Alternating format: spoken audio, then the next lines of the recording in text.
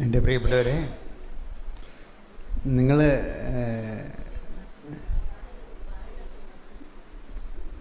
സന്തോഷകരമായ ഒരു ഉടമ്പടി ജീവിതം, അതാണ് ഉടമ്പടി കൊണ്ട് നമ്മൾ ഉദ്ദേശിക്കുന്നത്. സന്തോഷകരമായ ഒരു ഉടമ്പടി ജീവിതം. അപ്പോൾ നമ്മൾ ചോദിക്കണമൊക്കെ കിട്ടി അനുഭവിച്ച് സന്തോഷപ്പെടുക മാത്രമല്ല, അത് ഇതിനകത്തൊരു ഭാഗമാണ്. ചില സമയത്ത് ചോദിക്കണ കിട്ടിയില്ലെങ്കിലും കിട്ടുന്നവരെയോ അതില്ലാത്തത് കൊണ്ടോ ഉണ്ടാകാവുന്ന ദുഃഖങ്ങളുടെ മേൽ കർത്താവ് അഭിഷേകം തരും. എൻ്റെ പ്രിയപ്പെട്ടവരെ, എപ്പോഴും ദൈവത്തിൽ നിന്ന് നമ്മൾ ഈശോയുടെ പ്രാർത്ഥനയില്ലേ, ഒരു വല്ലാത്ത പ്രാർത്ഥനയാണ്. എന്താണ്? സ്വർഗസ്ഥനായ അങ്ങയുടെ നാമം പൂജിതമാകണമേ, അങ്ങയുടെ രാജ്യം വരണമേ. അത് ഓപ്പൺ ടു ദി സ്പിരിറ്റാണ്. ദൈവത്തിൻ്റെ പരിപാലനയ്ക്ക് സ്വയം സമർപ്പിച്ചിരിക്കുകയാണ്. അതിൻ്റെ അകത്ത് അതൊരു ആധ്യാത്മിക ലക്ഷ്യം അനോയിൻറ്റിങ് ആണ്. എല്ലാ വിഷയങ്ങളും അത് ഈ സ്വർഗസ്ഥനായ പിതാവിൻ്റെ വിഷയം എന്ന് പറഞ്ഞത്, ഈ സ്വർഗസ്ഥനായ പിതാവിൻ്റെ പ്രാർത്ഥന ചെല്ലണമെങ്കിൽ ഒരു മിനിമം അനോയിൻറ്റിങ് ഉള്ളവർക്ക് മാത്രമേ ചെല്ലാൻ പറ്റത്തുള്ളൂ. അല്ലാത്തവർക്ക് അക്ഷര ശ്ലോകം പോലെ ഇരിക്കും. അതെ, നമുക്ക് 1000 വട്ടം ചെല്ലാവുന്നേ ഉള്ളൂ. സാറേ, അതിൻ്റെ ഇൻ കേസ് ചില കാര്യങ്ങൾ ദൈവത്തിൻ്റെ നമ്മൾ ചോദിക്കണ കാര്യങ്ങൾ അത് നമുക്ക് തന്നെ ഭാവിയിൽ അപകടം ഉണ്ടാകുന്നത് കാരണം, അല്ലെങ്കിൽ ദൈവത്തിൻ്റെ മനസ്സല്ലെങ്കിൽ നമ്മളെങ്ങനെ സർവൈവ് ചെയ്യണത്? ഈ അനോയിൻറ്റിങ് കൊണ്ടാണ് സർവൈവ് ചെയ്യണത്. അഭിഷേകം ദൈവ പദ്ധതികളോട് സഹകരിക്കാനുള്ള നമ്മളുടെ മനസ്സിൻ്റെ ഒരു ഒരുക്കമുണ്ട് ദൈവ പദ്ധതികളോട്. ഞാനിടയ്ക്ക് ആസ്തി ഭദ്രത എന്നൊക്കെ പറയും. ആസ്തി ഭദ്രത എന്ന് പറയണത് നമുക്ക് ലഭിക്കുന്ന ഭൗതിക ആനുകൂല്യങ്ങളുടെ ആകത്തുകയല്ല, മറിച്ച് ദൈവത്തിൻ്റെ ഹിതം മറിച്ചാണെങ്കിൽ അങ്ങയുടെ നാമം പൂജിതമാകണമെന്ന് പറയുമ്പോൾ ഒരു വ്യക്തിക്കുണ്ടാകുന്ന ആന്തരിക സന്തോഷമാണ്. ഇപ്പം ഐ കമൻഡ് മൈ സ്പിരിറ്റ് എന്ന് പറയുമ്പോൾ നിങ്ങൾ ഓർക്കണുണ്ടോ, ഈശോ ആ പുറത്ത് കാണിക്കുന്ന ഫിസിക്കലായിട്ടുള്ള വോയിസൊക്കെ അകത്തുണ്ടെന്ന്? I don't think so.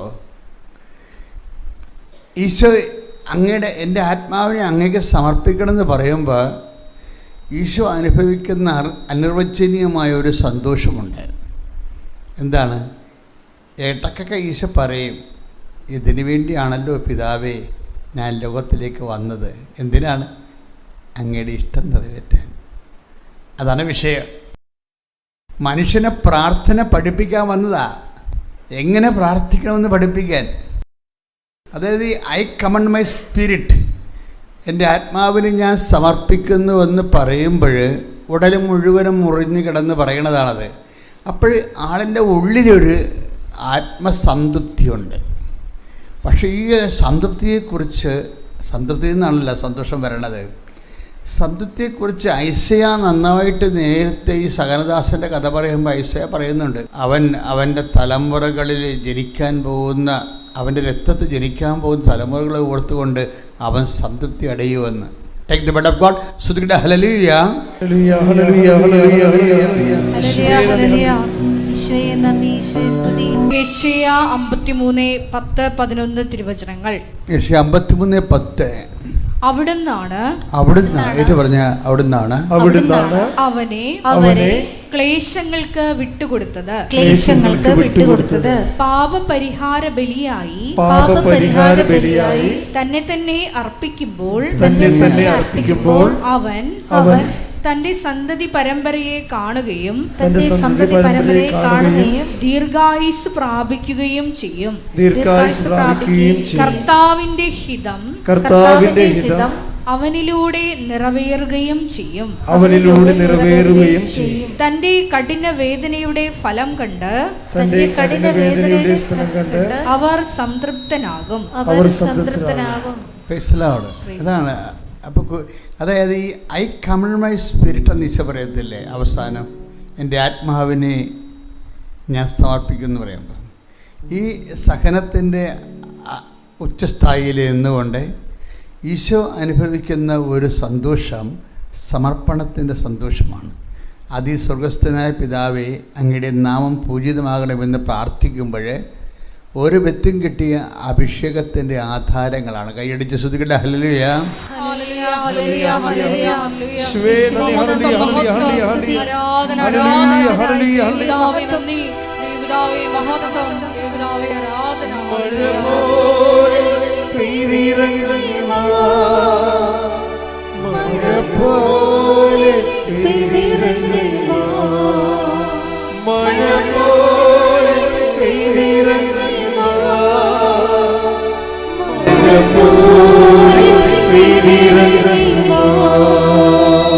പരിശുദ്ധ പരമദിവ്യകാരുണ്യത്തിന് ആരാധനയും സ്തുതിയും പുകഴ്ചയും ഉണ്ടായിരിക്കട്ടെ. ദൈവം എന്തിനാണെന്ന് ചോദിച്ചാൽ നമ്മൾക്ക് ഇഹത്തിലും പരത്തിലും ദൈവത്തിൽ സന്തോഷിക്കാനാണ്. അപ്പോൾ എൻ്റെ മക്കൾ മുന്നോട്ട് പോകുമ്പോൾ, ദൈവമായി മുന്നോട്ട് പോകുമ്പോൾ ശ്രദ്ധിക്കേണ്ടത്, പ്രതികൂല കാലാവസ്ഥയിൽ കർത്താവിനെ പോലെ സന്തോഷിക്കാനും സംതൃപ്തി അടയുവാനും ആവശ്യമായ പരിശുദ്ധാത്മാവിനാൽ. അതാണ് ഈ ഇവിടെ ഒരു പ്രോബ്ലം എന്ന് വെച്ചാൽ, നമ്മൾ ഈശോ ഉണ്ടെങ്കിലും പിന്നെയും ഈശോ പരിശുദ്ധാത്മാവിനെ കുറിച്ചാണ് സംസാരിക്കുന്നത്. അപ്പോൾ നമ്മൾ പറയും, എന്തിനാ പരിശുദ്ധാത്മാവ്? ഈശോ ഉണ്ടല്ലോ എന്ന് പറയും, ഇല്ലേ? എന്തിനാ പരിശുദ്ധാത്മാവ്? ഈശോ ഉണ്ട്, നമ്മുടെ കാര്യങ്ങളെല്ലാം തിരക്കാനും നോക്കാനും അന്വേഷിക്കാനും ഈശോ ഉണ്ടല്ലോ, പിന്നെ എന്തിനാ പരിശുദ്ധാത്മാവ്? പരിശുദ്ധാത്മാവിൻ്റെ ഒരു ഉദ്ദേശമെന്ന് പറയുന്നത്, നിങ്ങൾക്ക് പരിശുദ്ധാത്മാവിൻ്റെ ഫലങ്ങൾ അറിയാമല്ലോ. സ്നേഹം, ആനന്ദം. ഗലാത്യ 5:22. ഗലാത്യ 5:22. എന്നാൽ ആത്മാവിന്റെ ഫലങ്ങൾ സ്നേഹം, ആനന്ദം, സമാധാനം, ക്ഷമ, ദയ, നന്മ, വിശ്വസ്തത, സൗമ്യത, ആത്മസംയമനം ഇവയാണ്. ഇവയ്ക്കെതിരായി ഒരു നിയമവുമില്ല. അപ്പോൾ നിയമങ്ങളെല്ലാം പരിശുദ്ധാത്മാവിൻ്റെ ഫലങ്ങളായിട്ട് ആദിമസഭ എന്ത് രസകരമായിട്ടാണ് മനസ്സിലാക്കിയത്. കർത്താവ് എന്താ പറഞ്ഞത്? കൽപ്പനകൾ 10 കൽപ്പനകളെ 2ആയി ചുരുക്കാം, അല്ലേ? എല്ലാത്തിനുപരി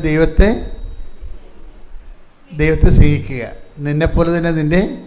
അപ്പോൾ ഈശോ ഈ 10 കൽപ്പനകളെ 2ആയി ചുരുക്കിയിട്ട് ആദിമസഭ ഈശോനെ അനുഭവിച്ചപ്പോൾ ഈ കൽപ്പനകളെ പരിശുദ്ധാത്മാവിൻ്റെ ഫലങ്ങളായിട്ട് ആണ് അവരനുഭവിച്ചത്. കൽപ്പനകൾ നമ്മളിപ്പോൾ പെന്തക്കോസ്തയിലേക്ക് പോവുകയാണേ. അടുത്ത ആഴ്ചയിൽ നമ്മൾ പെന്തക്കോസ്ത 50-ാം പെരുന്നാൾ ആഘോഷിക്കുകയാണ് സഭ. എന്താ പരിശുദ്ധാത്മ വെളിപ്പെടുത്തുന്നത്? ഈ കൽപ്പനകളുടെ പ്രായോഗിക തലങ്ങളിലുള്ളത് കൽപ്പനകൾ നിറവേറ്റാനും നിറവേറ്റിക്കൊണ്ട് വചനത്തിൻ്റെ ആത്മസംതൃപ്തി അടയുവാനും ഒക്കെ നമ്മളെ സഹായിക്കുന്നത് പരിശുദ്ധ കൽപ്പനകളുടെ പ്രയോഗത്തിലൂടെ നമ്മൾ അനുഭവിക്കുന്നത് പരിശുദ്ധാത്മാവിൻ്റെ ഫലങ്ങളാണെന്ന്. 10 കൽപ്പന ദൈവം സീനായ മലമുകളിൽ വെച്ച് നൽകുമ്പോൾ ഈശോയിലൂടെ നൽകപ്പെടാൻ പോകുന്ന പരിശുദ്ധാത്മാവിൻ്റെ ഈ കൽപ്പനകൾ പാലിക്കുമ്പോൾ ഒരു വ്യക്തിക്ക് നമ്മൾ ഇന്ത്യൻ പീനൽ കോഡിൻ്റെ ഒരു നിയമം അനുസരിക്കുമ്പോൾ ഉണ്ടാകുന്ന വിഷയമല്ല ഇത്. നമ്മൾ എന്തെല്ലാം നിയമങ്ങൾ, ഇന്ത്യൻ ശിക്ഷാ നിയമങ്ങളില്ലേ? അപ്പോൾ ഈ ഇന്ത്യൻ ശിക്ഷാ നിയമങ്ങൾ നമ്മൾ ആർക്കും അറിയത്തില്ല. വല്ലൊരു പോലീസുകാർ പിടിക്കുമ്പോഴായിരിക്കും നമുക്ക് ഇന്ന വകുപ്പ് വെച്ച് നമുക്ക് ശിക്ഷയും, പിന്നെ കോടതി ചെല്ലുമ്പോഴാണ് അയ്യോ ഞാനൊരു സമരത്തിന് പോയിട്ട് അവസാനം ഞാൻ ക്രിമിനൽ കേസിൽ പ്രതിയായി. കോടതി ചെല്ലുമ്പോഴാണ് അറിയണത് ഞാൻ ഇത് ഇവിടുന്ന് തടി ഊരാൻ പാടാണെന്ന്. ക്രിമിനൽ കേസിൽ പോലീസ് പെടുത്തിയിരിക്കുകയാണ്, ഇപ്പോഴും കേസ് പറഞ്ഞുകൊണ്ടിരിക്കുകയാണ്. അപ്പോൾ എന്താ പ്രശ്നം വെച്ച് കഴിഞ്ഞാൽ പീനൽ കോഡ് അനുസരിക്കുന്ന പോലെ അല്ല ദൈവകൽപ്പനകൾ അനുസരിക്കുന്നത്. ദൈവകൽപ്പനകളിലെല്ലാം ഇപ്പോൾ പരിശുദ്ധാത്മാവ് എന്താ പറയണത്? പരിശുദ്ധാത്മാവിൻ്റെ ഫലങ്ങളുണ്ടെന്നാണ്. കൈയടിച്ച് ശ്രദ്ധിക്കട്ടെ. ഹല്ലേലൂയ, ഹല്ലേലൂയ, ഹല്ലേലൂയ, ഹല്ലേലൂയ, ഹല്ലേലൂയ.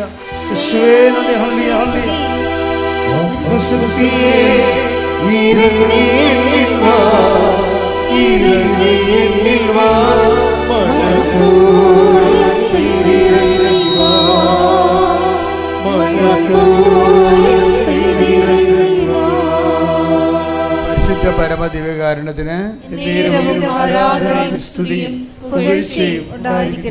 അതായത് എപ്പോഴും നമ്മൾ ശ്രദ്ധിക്കേണ്ടത് ഒരു വിഷയത്തിൻ്റെ ആമസോൺ നദിയില്ലേ, ആമസോൺ നദി തെക്കേ അമേരിക്കയിലെ ഒരു നദിയാണ്. ഈ നദി ഒഴുകുന്നതിന് താഴെ കൂടി ആയിരക്കണക്കിന് കിലോമീറ്റർ താഴെ ഭൂമിയുടെ അടിയിൽ കൂടി വേറെ ഒരു ആമസോൺ ഒഴുകുന്നുണ്ടെന്നാണ് പറയണത്. പല നദികൾക്കും ഉപനദി അതിൻ്റെ ഒരു അടിനദികളുണ്ടാകും. ഇതുപോലെ എല്ലാ ദൈവവചനങ്ങൾക്കും അടിവചനങ്ങളുണ്ട്. എല്ലാ ദൈവവചനങ്ങൾക്കും അടിവചനങ്ങളുണ്ട്. എപ്പോഴും അതായത് അടിവചനങ്ങളിലൊരു വ്യക്തി തൊടുമ്പോഴാണ് അവൻ്റെ വേര് യഥാസ്ഥാനത്ത് എത്തുകയും അവിടുന്ന് വെള്ളവും വളവും ഒക്കെ വലിച്ചു കയറ്റി അവൻ സുവിശേഷത്തിൻ്റെ സാക്ഷിയാകുകയും ചെയ്യണത്. നമ്മൾ പലപ്പോഴും അനുഷ്ഠിക്കുന്നതും അനുഭവിക്കുന്നതും ഈ ബാഹ്യമായിട്ടുള്ള വചനങ്ങളെയാണ്. ഇപ്പോൾ ഉദാഹരണത്തിന് കഴിഞ്ഞ ദിവസങ്ങളിലൊരു സാക്ഷ്യം ഉണ്ടായിരുന്നു. സാക്ഷ്യം ഇന്നലെ വൈകുന്നേരം ഒരു സാക്ഷ്യമുണ്ട്. ഞാൻ ആ സാക്ഷ്യം ശ്രദ്ധിച്ചപ്പോൾ പരിശുദ്ധാത്മ പറഞ്ഞു ഈ സാക്ഷ്യം ശ്രദ്ധിക്കണമെന്ന് പറഞ്ഞു. പക്ഷേ അവർ ആ സാക്ഷ്യം അൺപ്രൊഫഷണലായിട്ടാണ് പറയണത്. ഇങ്ങനെ സാധാരണ ഒരു ഡൊമസ്റ്റിക് വേ ഓഫ് പ്രസൻറ്റിംഗ് ആണ് സ്വാഭാവികമായിട്ട്. പക്ഷെ അവർ സ്കോളർ ലേഡിയാണ്. പക്ഷെ സാക്ഷ്യം പറയുന്നത് പ്രൊഫഷണലായിട്ടല്ല, സാധാരണ ആൾക്കാർ പറയണ പോലെ. പക്ഷെ പറയണതിൻ്റെതൊക്കെ സത്യങ്ങൾ ഭയങ്കരമായിട്ട് ഇങ്ങനെ നല്ല നിധി പോലുള്ള സത്യങ്ങൾ ആ സാക്ഷ്യത്തിലുണ്ട്. അപ്പം അത് കാരണം പരിശുദ്ധാത്മാവിനോട് പറഞ്ഞു അതൊന്നും ശ്രദ്ധിക്കണം നല്ലതാണെന്ന് പറഞ്ഞു. അപ്പം ഞാൻ സിസ്റ്ററിന് തോണ്ടിച്ചും പറഞ്ഞ് ഈ സാക്ഷ്യം സെൻഡ് ചെയ്യാൻ പറഞ്ഞോളാൻ പറഞ്ഞു. അപ്പോൾ ആ സാക്ഷ്യം എന്ന് പറയുന്നത് ഇവർ ഒരു ഒമാനിൽ വർക്ക് ചെയ്തൊരു ലേഡിയാണ്. അവരുടെ പേര് രശ്മി തോമസ് പറഞ്ഞു. ഇന്നലെ വൈകുന്നേരം പറഞ്ഞൊരു സാക്ഷിയാണ്. അപ്പോൾ ഇവർ പറയുന്ന കൂട്ടത്തിൽ ഇവർ പറയണത് ഈ വലിയൊരു പ്രശ്നമാണല്ലോ, ഈ പ്രവാസികൾ തിരിച്ചു വരുന്നു.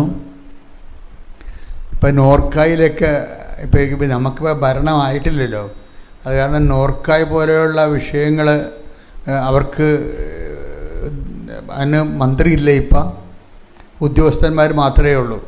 അത് കാരണം യുദ്ധം വന്നപ്പോൾ കുറേ ആൾക്കാർ മലയാളികൾ ഇങ്ങോട്ട് പോരാനുള്ളൊരു പെട്ടുപോയിട്ടുണ്ട്. ഇപ്പം നോർക്കായിലേക്ക് വിളിച്ച് ചോദിക്കുമ്പോൾ അവർ പറയണത് നിങ്ങൾ എംബസിയുമായിട്ട് ബന്ധപ്പെടാനാണ്. ഇപ്പം നോർക്കായിട്ട് വിളിക്കേണ്ട കാര്യമില്ലല്ലോ, നേരെ എംബസിയായിട്ട് വിളിച്ചാൽ.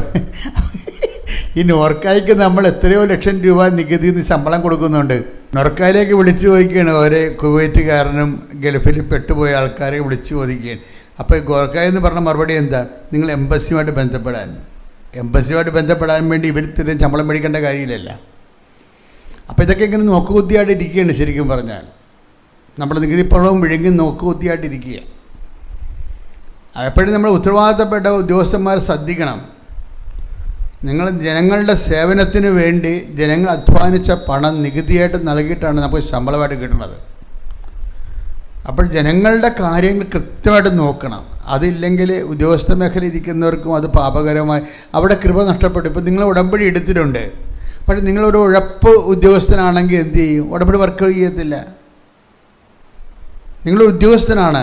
ഇപ്പോൾ ഉദ്യോഗസ്ഥ ഒരു ക്രിസ്തു ഹോണറിങ്, ഇപ്പം ക്രിസ്ത്യൻ എന്ന് ഞാൻ പറഞ്ഞില്ല, ക്രൈസ്റ്റ് ഹോണറിങ്, ക്രിസ്തുവിനെ ഹോണർ ചെയ്യുന്ന ഒരു ഉദ്യോഗസ്ഥനാണെങ്കിൽ നിങ്ങളൊരു വലിയ ഏറ്റവും ടോപ്പ് ഉദ്യോഗസ്ഥനായിരിക്കണം. എന്ന് വെച്ച് കഴിഞ്ഞാൽ നിങ്ങളുടെ ക്വാളിറ്റി, ആൾക്കാരുടെ പെരുമാറ്റം, പ്രത്യേകിച്ച് വലിയ വിദ്യാഭ്യാസമൊന്നും ഇല്ലാത്തവരോടുള്ള പെരുമാറ്റം, വലിയ കഴിവും അറിവും ഇല്ലാത്തവരുടെ പെരുമാറ്റം വളരെ ഹൃദ്യമായിരിക്കണം. അതായത് ഒന്നാമത്തെ കമ്മ്യൂണിക്കബിളായിരിക്കണം റിലേഷൻസ്. കഴിഞ്ഞ ദിവസങ്ങളിൽ ഈ രശ്മി തോമസിൻ്റെ സാക്ഷ്യത്തിലുള്ളൊരു കാര്യമാണ്. അവർ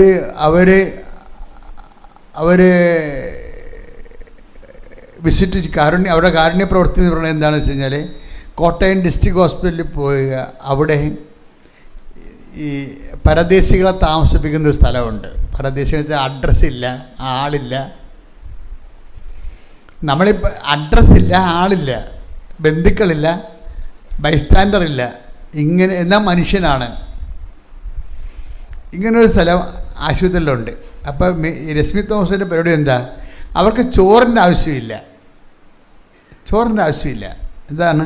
അവിടെ ഒത്തിരി ഏജൻസീസ് ഉണ്ട്. ഇപ്പോൾ ആശുപത്രിയിലൊക്കെ ഉള്ളൊരു ഗുണമെന്ന് വെച്ച് കഴിഞ്ഞാൽ ഒത്തിരി ഏജൻസീസ് ഉണ്ട്. പിന്നെ നമ്മുടെ ഉടമ്പടിക്കാർ എല്ലാ ആതുരാലയങ്ങളും കയറി ഇറങ്ങുകയാണല്ല, എന്തെല്ലാം കൊടുത്തുകൊണ്ടാണ്, എന്തോ ഒരു സംഭവമാണ് ലോകത്ത് നടക്കുന്നത്. ഇപ്പോൾ ഈ ഉടമ്പടി വഴി എല്ലാവരും ഇറങ്ങി പ്രവർത്തിക്കുകയല്ലേ, വലിയ കാരുണ്യപ്രവൃത്തിയാണ് നടക്കുന്നത്, ലോകം മുഴുവൻ നടന്നുകൊണ്ടിരിക്കുന്നത്.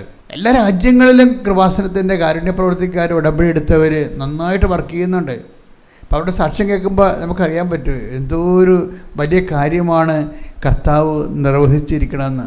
അപ്പോൾ ഈ രശ്മി തോമസിൻ്റെ പരിപാടി എന്ന് വെച്ച് കഴിഞ്ഞാൽ, രശ്മി തോമസ് പറയണത് അവർക്ക് ഈ ഡിസ്ട്രിക്ട് ഹോസ്പിറ്റലിൽ താമസിപ്പിച്ചിരിക്കുന്ന അഡ്രസ്സില്ലാത്ത ആൾക്കാർ, അഡ്രസ്സ് അവർക്കില്ല, അവർക്ക് ഓർമ്മയുമില്ല, അറിയത്തില്ല, ആളുമില്ല, ബസ് സ്റ്റാൻഡറും ഇല്ല, തിരക്കാനുമില്ല, വന്ന് ചോദിക്കാൻ നാട്ടിൽ നിന്ന് വീട്ടിൽ നിന്ന് ആരും വരാനില്ല. അപ്പോൾ രശ്മി എന്താ ചെയ്യണത്, അവർക്ക് ഭക്ഷണമുണ്ട്, എല്ലാവരും സംഘടനക്കാർ കൊടുക്കും.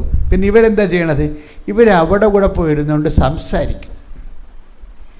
അതാണ് ഈ സംസാരം നിസ്സാരമല്ല. അവിടെ കൂടെ പോയിരുന്നുകൊണ്ട് അവിടെ വിശേഷങ്ങളൊക്കെ തിരക്കും, അവരുടെ കാര്യങ്ങളൊക്കെ ചുമ്മാ ഒരു കാര്യമില്ല. നമുക്ക് സംസാരിക്കണമെങ്കിൽ ബന്ധം വേണമെന്നില്ല, കർത്താവിനോട് ബന്ധം ഉണ്ടായാൽ മതി, ആരോടും നമുക്ക് സംസാരിക്കാം. സംഭാഷണത്തിൻ്റെ സുവിശേഷം അങ്ങനെയാണ്. നമുക്ക് കർത്താവിനോട് ബന്ധമുണ്ടായി. ഇപ്പോൾ കർത്താവ് എന്താ പറഞ്ഞത്, ഞാൻ പരദേശിയായിരുന്നു, അഡ്രസ്സില്ലാത്തവനായിരുന്നു, നിങ്ങൾ എന്നെ വന്ന് സന്ദർശിച്ചു. അതാണ് വിഷയം, സന്ദർശിക്കുകയാണ്. കർത്താവ് ഇതെല്ലാം ഈ പരിശുദ്ധാത്മാവ് പ്രവർത്തിക്കാൻ പറ്റുന്ന ഒരു ഫോർമാറ്റ് ക്രിയേറ്റ് ചെയ്യാൻ വേണ്ടി കാരുണ്യപ്രവൃത്തിയെ എങ്ങനെ ഉപയോഗിക്കാവുന്ന ഉടമ്പടിക്കാർ ചിന്തിക്കേണ്ടതാണ്.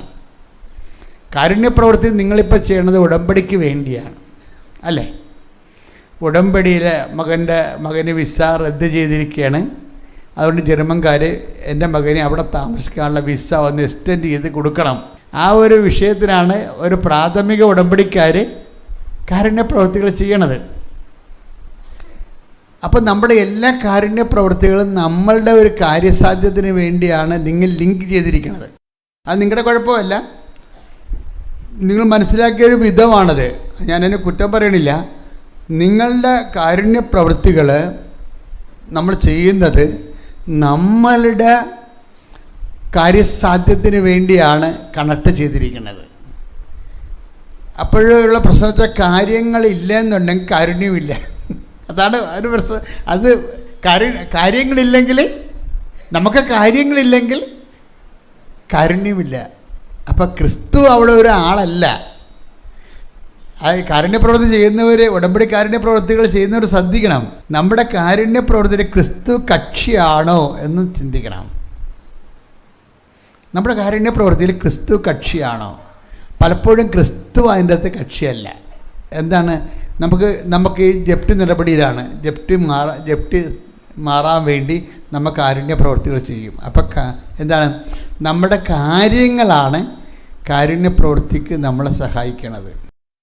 ഇപ്പോഴെന്താണ് അച്ഛനിലൂടെ ഈശോ പറയണത്, ഈ ഒരു ഇതിൽ നിന്ന് നിങ്ങൾ ഒന്ന് സ്വിച്ച്, വേറെ ഇതിൽ നിന്ന് സ്വിച്ച് മാറ്റി കൊടുക്കണമെന്നാണ് പറയണത്. ചേഞ്ച് ഓവർ സ്വിച്ച് വേറെ സ്വിച്ചിലേക്ക് മാറ്റണം. ഇപ്പം ഞങ്ങൾക്കിവിടെ പല ക്യാമറ ഇല്ലേ, പല ക്യാമറ ഇല്ല, 3 ക്യാമറ ഇരിപ്പുണ്ട്. ഈ 3 ക്യാമറ അവിടെ നിങ്ങൾക്ക് വരുമ്പോൾ എങ്ങനെയാണ്, എല്ലാം എപ്പോഴും ഇങ്ങനെ അച്ഛനാണ് കാണിച്ചുകൊണ്ടിരിക്കുന്നത്? അല്ല, ഇടയ്ക്ക് ദേഷ്യപ്പെടുന്ന കാണിക്കാൻ, ദേഷ്യപ്പെടുന്ന അതിന് വേണ്ടി കുളിച്ച് ഒരുങ്ങി വളരെ മിടുക്കനായിട്ടാണ് വരുന്നത്. അമ്പിളിക്ക് കുഴപ്പമില്ല, വൃത്തിമേനായിട്ട്. എന്താണ്, ഒരു ക്യാമറ അങ്ങോട്ട് സ്വിച്ച് ഓവർ ചെയ്യും. അപ്പം അത് നമുക്ക് നിർബന്ധമാണ്, നമ്മുടെ ഒരു ഭാഗമാണ്, ശുശ്രൂഷ ഭാഗം. സാധാരണ പാട്ടുകാരെ കാണിക്കാറില്ല, ധ്യാനഗുരുക്കന്മാരെ കാണിക്കത്തുള്ളൂ. നമ്മുടെ കൃപാസനത്തിൽ പണ്ട് മുതലേ ഇങ്ങനെ എനിക്ക് പാട്ടുകാരെ ഇഷ്ടമായത് കാരണം ഞാൻ ഈ പാട്ടുകാരെ ഒന്ന് ഹൈലൈറ്റ് ചെയ്യാൻ വേണ്ടി ഇടയ്ക്ക് ഒരു ക്യാമറ അവർക്ക് കൊടുക്കും. അപ്പം അങ്ങനെ നിങ്ങളിലേക്ക് തരും. സുതിപ്പ് കൂടുമ്പോൾ കൊച്ചുകൂട്ടൻ നിങ്ങളിലേക്ക് തിരിച്ചു വെക്കണം കാണാം. അപ്പോൾ അങ്ങനെ തിരിച്ചു വെക്കുമ്പോൾ നിങ്ങളെ കാണിക്കും ടി വിയിൽ. അതെന്താ, പക്ഷേ സ്വിച്ച് വേറെയാണ്. അവിടെ ഒരാൾ ഇരിപ്പുണ്ട് കൺട്രോൾ റൂമിൽ. അയാൾ ക്യാമറ എങ്ങോട്ട് തിരിയുന്നു അങ്ങോട്ട് സ്വിച്ച് ഓവർ ചെയ്യും. അങ്ങനെയാണ് ആ സാധനം ഇടയ്ക്കിടയ്ക്ക് പല സംഭവങ്ങൾ കണ്ടുകൊണ്ടിരിക്കുന്നത് നമ്മൾ. അപ്പം അതുപോലെ തന്നെ നമ്മൾ ഇപ്പോഴും കാരുണ്യപ്രവൃത്തിയെല്ലാം സ്വിച്ച് ചെയ്തിരിക്കുന്നത് നമ്മുടെ കാര്യവുമായിട്ടാണ്. നമുക്കുള്ളൊരു കാര്യം നേടാൻ വേണ്ടിയാണ് നമ്മൾ ആ ഇന്ന കാര്യം നേടാൻ വേണ്ടി ഞാൻ ഇന്ന കാരുണ്യപ്രവൃത്തി ചെയ്യുന്നു. ഇനി ഇതിൻ്റെ സ്വിച്ച് ഓവർ ചെയ്യുമ്പോൾ സംഭവിക്കുന്നത് പരിശുദ്ധാത്മാവ് നിറയാൻ വേണ്ടി കാരുണ്യ പ്രവൃത്തി ചെയ്യണം. ഇപ്പം നമ്മൾ പെന്തക്കോസ്തയിലേക്ക് പോകുകയല്ലേ. അപ്പം ഇപ്പം ചെയ്യണത് എന്താണെന്ന് വെച്ച് കഴിഞ്ഞാൽ കാര്യങ്ങളിൽ നിന്ന് സ്വിച്ച് മാറ്റിയിട്ട് പരിശുദ്ധാത്മാവിൻ്റെ നിറയാൻ വേണ്ടി, പരിശുദ്ധാത്മാവിൻ്റെ ഫലങ്ങൾ നിറയാൻ വേണ്ടി, പരിശുദ്ധാത്മാവ് നമ്മുടെ ഇടയിൽ പ്രവർത്തിക്കാൻ വേണ്ടി. ഇപ്പം കരിസ്മാറ്റിക് ധ്യാനത്തിൻ്റെ ഒരു പോരായ്മ എന്ന് പറയണത് പരിശുദ്ധാത്മാവ് ധ്യാനത്തിൻ്റെ പ്രാരംഭ ധ്യാനത്തിൻ്റെ പോരായ്മ എന്താ? പ്രാരംഭ ധ്യാനം കഴിഞ്ഞപ്പോൾ എന്തിനാ വളർച്ചാ ധ്യാനം കൂടണം നമ്മൾ? പ്രാരംഭ ധ്യാനത്തിന് ചില പരിമിതികളുണ്ട്, പോരായ്മ ഒരു പരിമിതിയുണ്ട്. എന്താ കാര്യം? അവിടെ പരിശുദ്ധാത്മാവിനെ കിട്ടാൻ വേണ്ടി പത്രോസിനോട് ചോദിക്കും, പത്രോസേ ശ്രീകായി ഞങ്ങൾക്ക് ഈ പരിശുദ്ധാത്മാവിനെ കിട്ടാൻ ഞങ്ങൾ എന്ത് ചെയ്യണം? അപ്പോൾ പരിശുദ്ധാത്മാവിന് ആ സമയത്ത് ഇവരെല്ലാം ബേസിക് ആയിട്ടുള്ള ആൾക്കാരാണ് നിൽക്കുന്നത്. ഇതുമ്മയക്കാർ, പേർത്തയക്കാർ, അങ്ങനെ റോമക്കാർ, കുറേ ഗ്രീക്കുകാർ, കുറേ ഇപ്പോൾ ഉണ്ട്. അവരാ ചോദിക്കുന്നത് ഈ പരിശുദ്ധാത്മാവിനെ കിട്ടാൻ ഞങ്ങൾ എന്ത് ചെയ്യണമെന്ന് പറയും. അപ്പോൾ പരിശുദ്ധാത്മാവിനെ കിട്ടാൻ വേണ്ടി കാരുണ്യപ്രവൃത്തി ചെയ്യണമെന്ന് പത്രോസ് പറയത്തില്ല. അതിൻ്റെ പ്രിലിമിനറി നോഷനാണ് കൊടുക്കുന്നത്. എന്താ ചെയ്യണത്? നിങ്ങൾ പശ്ചാത്തപിക്കുക. അതാണ് സംഭവം. അല്ലേ? അപ്പോൾ 2:38 എടുത്ത് ശ്രദ്ധിക്കട്ടെ. ഹല്ലേലൂയ, ഹല്ലേലൂയ, ഹല്ലേലൂയ, ഹല്ലേലൂയ. യേശുവേ നന്ദി. ഹല്ലേലൂയ, ഹല്ലേലൂയ, ഹല്ലേലൂയ. അപ്പോസ്തല പ്രവർത്തനങ്ങൾ 2:38. അപ്പോസ്തല പ്രവർത്തനം 2:38. പത്രോസ് പറഞ്ഞു, നിങ്ങൾ പശ്ചാത്തപിക്കുവിൻ, പാപമോചനത്തിനായി എല്ലാവരും യേശുക്രിസ്തുവിന്റെ നാമത്തിൽ സ്നാനം സ്വീകരിക്കുവിൻ. പരിശുദ്ധാത്മാവിന്റെ ദാനം നിങ്ങൾക്ക് ലഭിക്കും. അപ്പോൾ പരിശുദ്ധാത്മാവിന് നിങ്ങൾ രണ്ട് കാര്യങ്ങൾ പത്രോസ് പറയുന്നുണ്ട്. എന്താ പറയണത്? പരിശുദ്ധാത്മാവിനെ കിട്ടാൻ 2 കാര്യങ്ങൾ. അല്ലെങ്കിൽ നിങ്ങൾ പശ്ചാത്തപിക്കുവിൻ. ഒന്ന് പറഞ്ഞേ, നിങ്ങൾ പശ്ചാത്തപിക്കുവിൻ. ഉടമ്പടി പിന്നെ അത് പറയേണ്ട കാര്യമില്ല. കാര്യം പശ്ചാത്താപം ഇല്ലാത്തവരാരും ഉടമ്പടി എടുക്കണില്ല എന്നുള്ളതാണ് എൻ്റെ ഒരു ധാരണ. ഇനി കഥ അറിയാതെ ആട്ടം കാണുന്നവരുണ്ട്, അവരെക്കുറിച്ച് പിന്നെ നമുക്ക് റെഫർ ചെയ്യേണ്ട കാര്യമില്ല. അവർ ഉടമ്പടി എടുക്കുക, കുറച്ച് വർക്ക് ചെയ്യുക, അവർ പോയിക്കൊള്ളും. കുറച്ച് ചെയ്യുമ്പോൾ ഒന്ന് പുതുക്കണ മുമ്പ് തന്നെ മിക്കവരും പോകും അവർ. കാര്യം അവർ കഥ അറിയാതെ ആട്ടം കാണുന്നവരാണ്. പക്ഷെ കഥ അറിഞ്ഞ് ഈ വിഷയത്തിൽ ഇൻവെസ്റ്റ് ചെയ്യുന്ന ആൾക്കാരുണ്ട്, ഇതിൻ്റെ അകത്ത് നിക്ഷേപിക്കുന്നവരുണ്ട്. ഈ ഷെയർ മാർക്കറ്റിലൊക്കെ കളിക്കുമ്പോൾ അവർക്കറിയാൻ പറ്റും ഏത് ആടെ ഇതാണ് കൂടുന്നതെന്ന് അറിയാൻ പറ്റും, ഏത് കമ്പനിയുടെ ഷെയറാണ് ഇനി കൂടാൻ സാധ്യതയുള്ളതെന്ന് അവർക്ക് നല്ലോണം അറിയാൻ പറ്റും. അപ്പോൾ ചില ആൾക്കാർക്ക് കൃത്യമായിട്ട് അറിയാം എവിടെയാണ് ഇൻവെസ്റ്റ് ചെയ്യേണ്ടതെന്ന്. അപ്പോൾ ചില ആൾക്കാർ പരിശുദ്ധാത്മാവിൻ്റെ ഫലങ്ങൾ ഇൻവെസ്റ്റ് ചെയ്യും. എന്ന് വെച്ച് കഴിഞ്ഞാൽ ദൈവത്തിന് നമ്മുടെ ഉള്ളിൽ പ്രവർത്തിക്കാനുള്ള ഒരു അനുകൂല സാഹചര്യമോ അന്തരീക്ഷം ഉണ്ടാക്കുകയാണ്.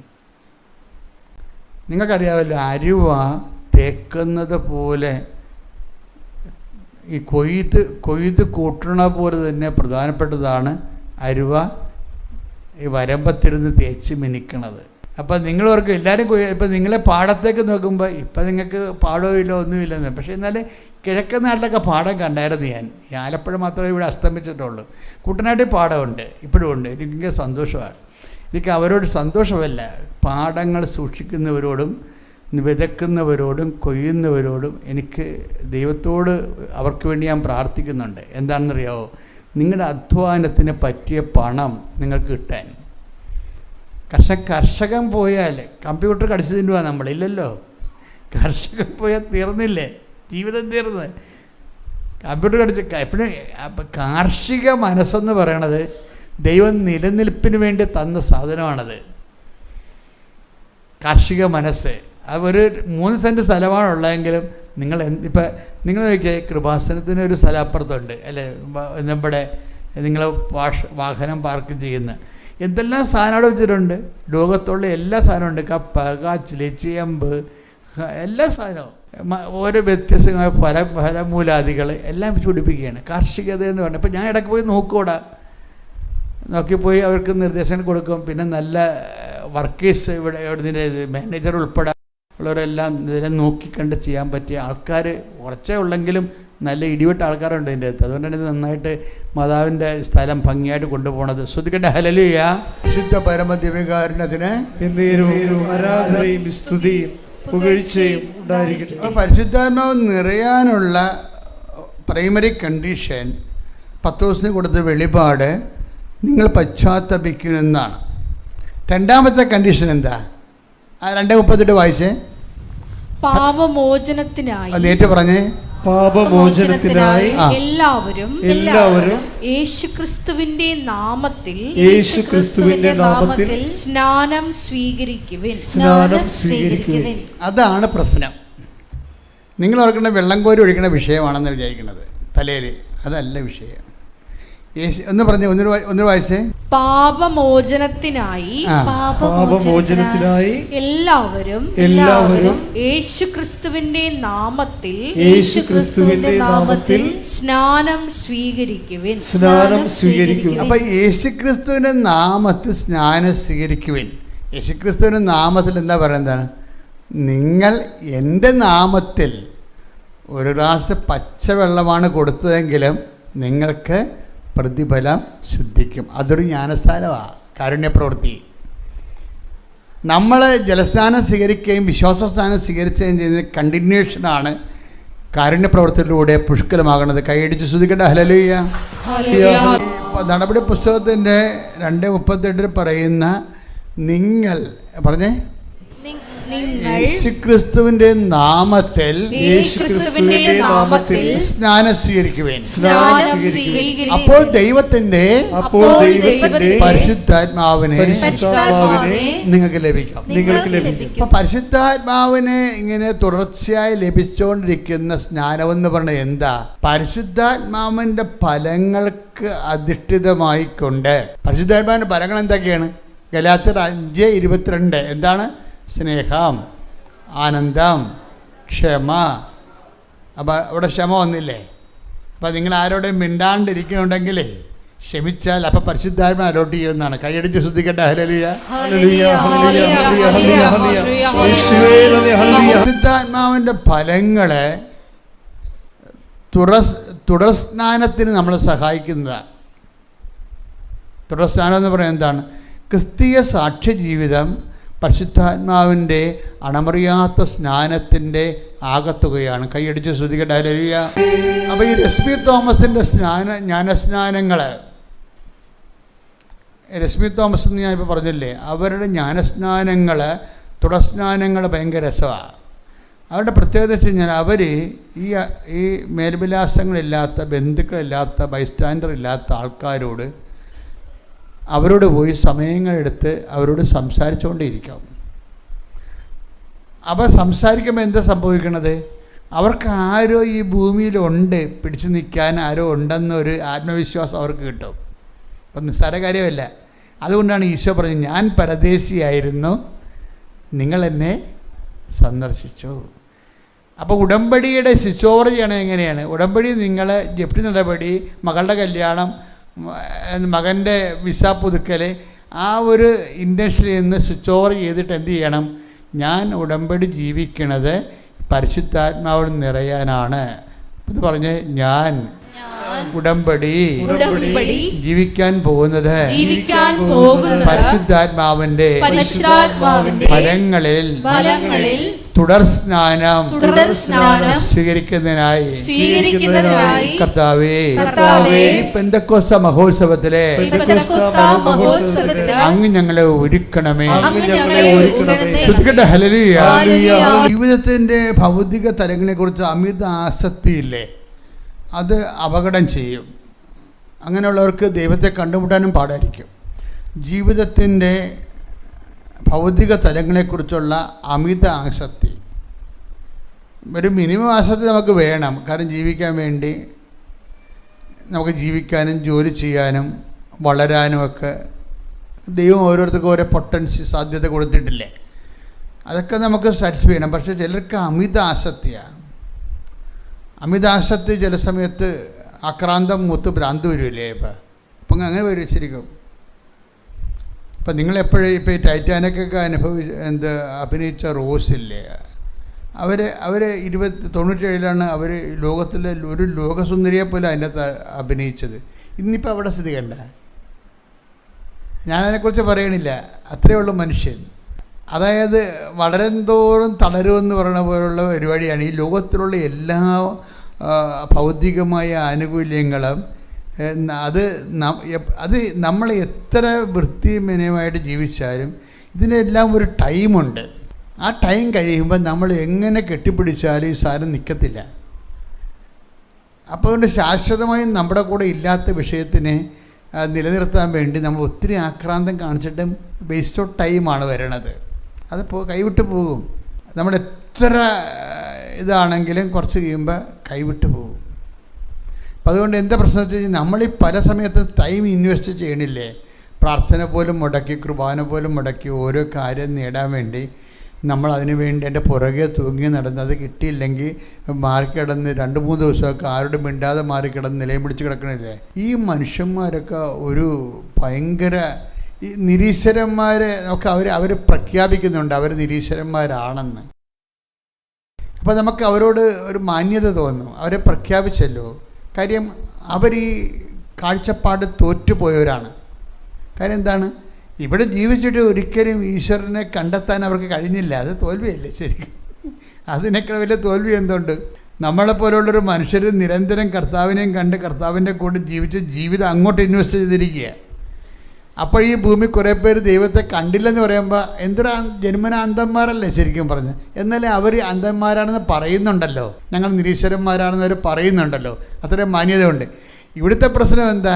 പ്രാക്ടിക്കൽ എത്തൈസമാണ്. ഈശ്വരനിൽ വിശ്വസിക്കുകയും ചെയ്യും.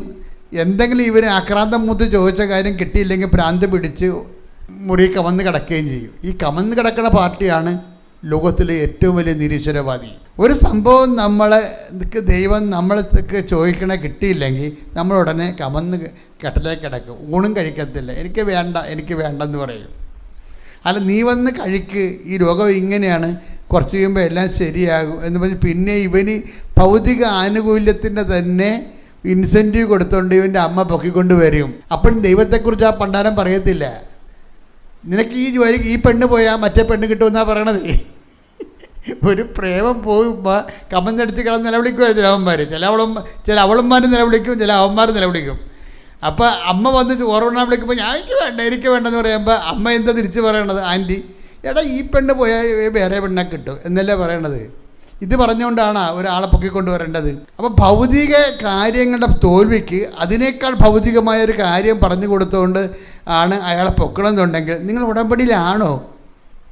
ഉടമ്പടി എന്ന് പറയുന്നത് ഈ രശ്മി തോമസിൻ്റെ ഒരു സാക്ഷിയുണ്ട്. രശ്മി തോമസ് അങ്ങനെ ഇരിക്കുമ്പോൾ രശ്മി തോമസ് മാതാവിനോട് ചോദിക്കും, ആം ഐ ഇൻ കവനൻറ്റ്? ഞാൻ കവനൻറ്റിലാണോ? എന്താ വെച്ചാൽ എന്താ പ്രശ്നം വെച്ച് കഴിഞ്ഞാൽ അവർക്കൊരു ജോലി കിട്ടി. ആ ജോലി നടത്തിക്കൊണ്ട് പോകുന്നതിന് ഉടമ്പടി തടസ്സമാണ്. ആ ജോലിക്ക് പോകാനും ആ ജോലിയുടെ കാര്യം നിർവഹിക്കുന്നതിനും ഉടമ്പടി തടസ്സമാണ്. അപ്പോൾ ഇവളൊരു സംഘർഷത്തിലാവും. എന്നിട്ട് ഇവർ തന്നെത്താൻ അമ്മയോട് പറയും, അമ്മേ, am I for covenant or for marry? അല്ലെങ്കിൽ ഞാൻ ഈ ഉടമ്പടിക്ക് വേണ്ടിയാണോ അതോ ജോലിക്ക് വേണ്ടിയാണോ? എനിക്ക് ജോലി ഇല്ലെങ്കിലും ഉടമ്പടി മതിയോ? ഉടമ്പടി ഇല്ലെങ്കിലും ജോലി മതിയോ? അതാ ചോദ്യം. ഇവർ ചുമ്മാ ഇങ്ങനെ പറഞ്ഞു പോയതാ. പക്ഷേ പരിശുദ്ധാത്മാവിനെ പറഞ്ഞ് ദാറ്റ്സ് എ പോയിൻ്റ് എന്ന്. എന്താണ് ഇവരോട് തന്നെ ചോദിക്കണത്? എന്താണ്? ഒരു ജോലി അവർക്ക് കിട്ടി. ആ ജോലി കിട്ടിയപ്പോൾ അവർ കെട്ടിലായി. എന്താ കാര്യം? അവർക്ക് ഉടമ്പടി മുന്നോട്ട് കൊണ്ടുപോകാൻ പറ്റണില്ല. അപ്പോൾ ഇവർ മാതാവുമായിട്ടിരിക്കുകയാണ്. കാര്യം മാതാവിന് ഇവർ ഉടമ്പടി എടുക്കണ മുമ്പ് ഇവർ മാതാവിൻ്റെ ആളാണ്. കാര്യം ഒമാനിൽ ഇവർ നേഴ്സിംഗ് പ്രൊഫസറായിരുന്നു. ഒമാനിൽ 25 കൊല്ലമായിട്ട് നേഴ്സിംഗ് പ്രൊഫസറാണ്. അവിടെ നേഴ്സുമാരെ പഠിപ്പിക്കുന്ന പരിപാടിയായിരുന്നു. അപ്പോൾ ഒമാനിൽ പള്ളിയില്ല വന്നപ്പോൾ എന്ത് ചെയ്യും? പള്ളിയില്ല, അതുകൊണ്ട് കുർബാനക്ക് പോയില്ല. എന്തുമാത്രം ക്രിസ്ത്യാനികളാണ് അവിടെ. പള്ളിയില്ലെന്ന് പറഞ്ഞുകൊണ്ട് കർത്താവിന് ജാക്കി വെക്കുന്ന ആൾക്കാർ. പള്ളിയില്ല, ഞങ്ങൾ എന്തും കുർബാനക്ക് പോകാത്തത്? പള്ളിയില്ലാത്തതുകൊണ്ട് പോണില്ല. അപ്പോൾ ദൈവത്തിൻ്റെ കണ്ണി വളരെ സുന്ദരമായിട്ട് രീതിയിൽ പൊടിയിടാൻ പറ്റുമല്ലോ. പക്ഷേ ദൈവത്തിൻ്റെ പ്രശ്നം പണ്ടുമുതലുള്ള സംഭവം, ദൈവം ഈ സാധാരണ മനുഷ്യരെയും പരമാർത്ഥ ഹൃദയരെയും തമ്മിൽ തിരിക്കും. ഈശോ വന്നപ്പോൾ ആ തിരിവിന് മാറ്റമൊന്നുമില്ല. എന്താ കാര്യത്തിൻ്റെ ഹൃദയശുദ്ധിയുള്ളവർ ദൈവത്തെ കാണും. അതാണത്. അതായത് നമുക്ക് വേണമെങ്കിൽ ദൈവത്തിൻ്റെ കണ്ണിപ്പൊടിയിടാം. ഒമാനിൽ പള്ളിയില്ല, അതുകൊണ്ട് ഞാൻ കുർബാനക്ക് പോയില്ല. അപ്പോൾ ദൈവത്തിന് വല്ലതും ചെയ്യാൻ പറ്റുമോ? ദൈവം പള്ളി കൊണ്ടെന്ന് വെച്ചാൽ ഞാൻ കുർബാനക്ക് പോകാം. ഇവിടെ പള്ളി വെച്ച് കൊടുത്താലും പോകത്തില്ല, അത് വേറെ വിഷയം. പക്ഷെ പറഞ്ഞു നിൽക്കാനും തരികിട പറയാനും ഉടായ്പ പറയാനും ഒരു പ്രശ്നവുമില്ല. പക്ഷേ രശ്മി തോമസ് എന്താ ചെയ്യണത്? ഇവിടെ പള്ളിയില്ല, പക്ഷേ ഞാൻ പള്ളി ഉണ്ടായിരുന്ന കുർബാനക്ക് പോയേനം. അതുകൊണ്ട് ഈ ആ കുർബാന ടൈമിൽ ഇരുന്നുകൊണ്ട് അഖണ്ഡ ജപമാല 1000 മണി ചെല്ലും. അതാണ് വിഷയം. അവർ ഉടമ്പടി എടുത്തിട്ടില്ലേ? അവർ ഒമാനില്ലേ, പള്ളിയില്ല, അതുകൊണ്ട് അവിടെ കുർബാനയില്ല. പള്ളിയില്ല, കുർബാനയില്ല, അതുകൊണ്ട് ഞാൻ സിനിമക്ക് പോയേക്കാമെന്നും അല്ലെങ്കിൽ കറക്കരിയാവെന്നും പന്നി ഇറച്ചി മേടിക്കാമെന്നല്ല പറയണത്. എന്താ പറയണത്?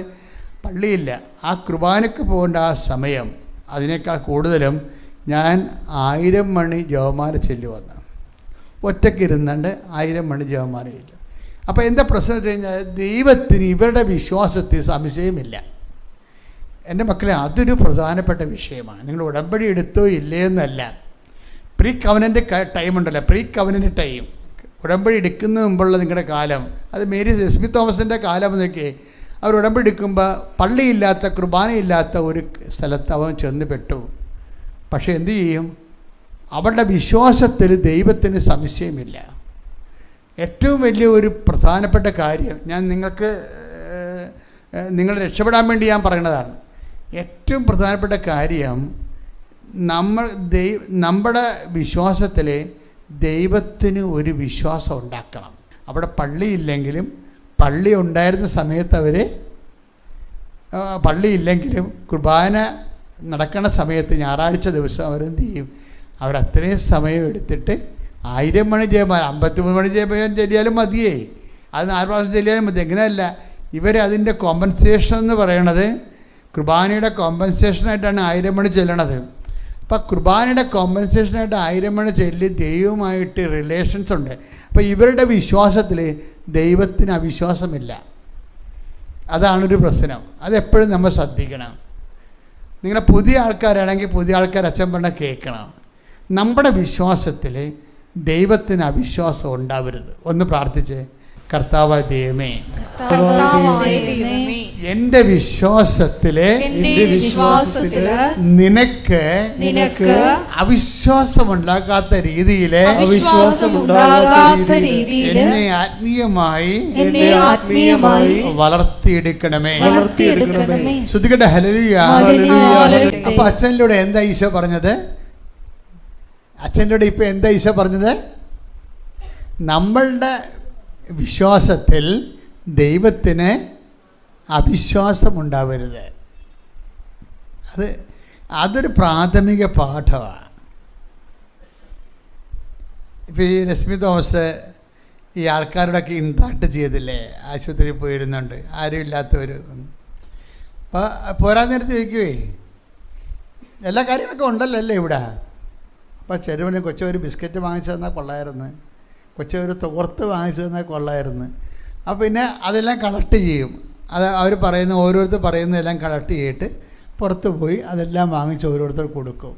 പക്ഷേ കൊടുക്കണമല്ല പ്രശ്നം, അവരോട് സംസാരിക്കുന്നതാണ് പ്രശ്നം. നമുക്ക് ഉണ്ടെങ്കിൽ കൊടുക്കാനും കുഴപ്പമൊന്നുമില്ല. പക്ഷേ എന്നാലും സ്നേഹത്തോടെ നിങ്ങളെ ഈ ഭൂമിയിൽ ഒറ്റപ്പെട്ടു പോയ ആൾക്കാരുണ്ട്, അവരോട് നമ്മൾ സംസാരിക്കണം.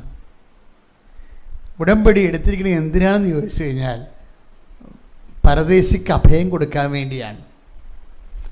പരദേശിക്ക് അഭയം കൊടുക്കാന്ന് വെച്ചാൽ വീട്ടിൽ തന്നെ കയറ്റി താമസിക്കണമെന്ന് ഒരു നിർബന്ധവുമില്ല. ഉണ്ടേക്കൊള്ളാം, അല്ലെങ്കിൽ അവർക്ക് ആരെ കാണിച്ചു കൊടുക്കാം, അല്ലെങ്കിൽ എന്തുമാത്രം അഭയസ്ഥാനങ്ങൾ താമസിക്കുന്ന ആൾക്കാരുമായിട്ട് നമുക്ക് നമ്മുടെ സ്നേഹത്തിൽ അവർക്ക് അഭയം കൊടുക്കാം. പ്രാർത്ഥിക്കുക, കർത്താവേ എല്ലാവർക്കും അഭയം കൊടുക്കാൻ എന്നെ അഭിഷേകം ചെയ്യണം. അപ്പം നിങ്ങളെ വേറൊരു സംഭവം ചെയ്യണം. ഇതിൻ്റെ അകത്ത് കാപഠ്യം ഉണ്ടെന്ന് കർത്താവിന് തോന്നരുത്. അതായത് നമ്മളുടെ വീട്ടിൽ താമസിക്കുന്ന ആൾക്കാരോട് നമ്മൾ സംസാരിക്കത്തില്ല, എന്നിട്ട് പോയി ആശുപത്രിയിൽ പോയി പരദേശികളോട് സംസാരിക്കും. അത് കാപട്യ. നമ്മുടെ വീട്ടിലുള്ള ചിലപ്പോൾ നമ്മുടെ തല ഞൊട്ടിക്കൊണ്ട് പോണ പാർട്ടിക്കാർക്ക് വീട്ടിലുള്ളത്, തല ഞൊട്ടിക്കൊണ്ട് പോണ പാർട്ടിയായാലും നമ്മൾ അവരോട് സംസാരിക്കണം എന്ത് വകുപ്പിലാണ്? കർത്താവിനോടുള്ള സ്നേഹത്തിലാണ്. അപ്പം നിങ്ങൾ വീട്ടിലുള്ളവരോട് സംസാരിക്കത്തില്ല, സ്വന്തം ഭർത്താവിനോട് പോലും സംസാരിക്കത്തില്ല. എന്നിട്ട് നിങ്ങൾ ഉടമ്പടി എടുത്തിട്ട് വല്ല ആശുപത്രിയിലും പോയി ആൾക്കാരോട് സംസാരിച്ചു കഴിഞ്ഞാൽ കർത്താവ് നിങ്ങൾ അവിടുത്തെ ചവിട്ടി ഓടിക്കും വേണമെങ്കിൽ. എന്താ ഇതിൻ്റെ കള്ളത്തരമല്ല കൈയിരിക്കണത്. കള്ളത്തരമൊക്കെ ആദ്യം വീട്ടിൽ സെറ്റാക്കണം. ആദ്യം നമ്മുടെ റിലേഷൻസും വീടുകളെല്ലാം സെറ്റാക്കി നമുക്കെപ്പോഴും നിങ്ങൾക്കറിയാമല്ലോ, നിങ്ങൾക്ക് പരിശുദ്ധാത്മാവുണ്ടേ പറഞ്ഞ് മനസ്സിലാക്കി തരും. നമുക്ക് ക്രിസ്തുവുമായിട്ടുള്ള എല്ലാ വിഷയവും നഷ്ടത്തിലെ കലാശിക്കത്തുള്ളൂ. എനിക്ക് തോന്നിയിട്ടില്ല ലാഭം ഉണ്ടാകുമെന്ന്. ക്രിസ്തുവിന് നഷ്ടമാണ് ഉണ്ടായത്, പിന്നെ എങ്ങനെ നമുക്ക് ലാഭം ഉണ്ടാകണേ?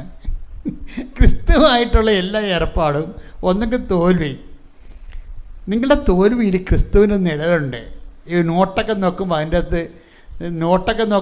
അകത്ത് ഈ അശോചക്രമൊക്കെ കാണത്തില്ലേ? അതാണ് എൻ്റെ സെക്യൂരിറ്റി ത്രെഡ് എന്ന് പറയണത്.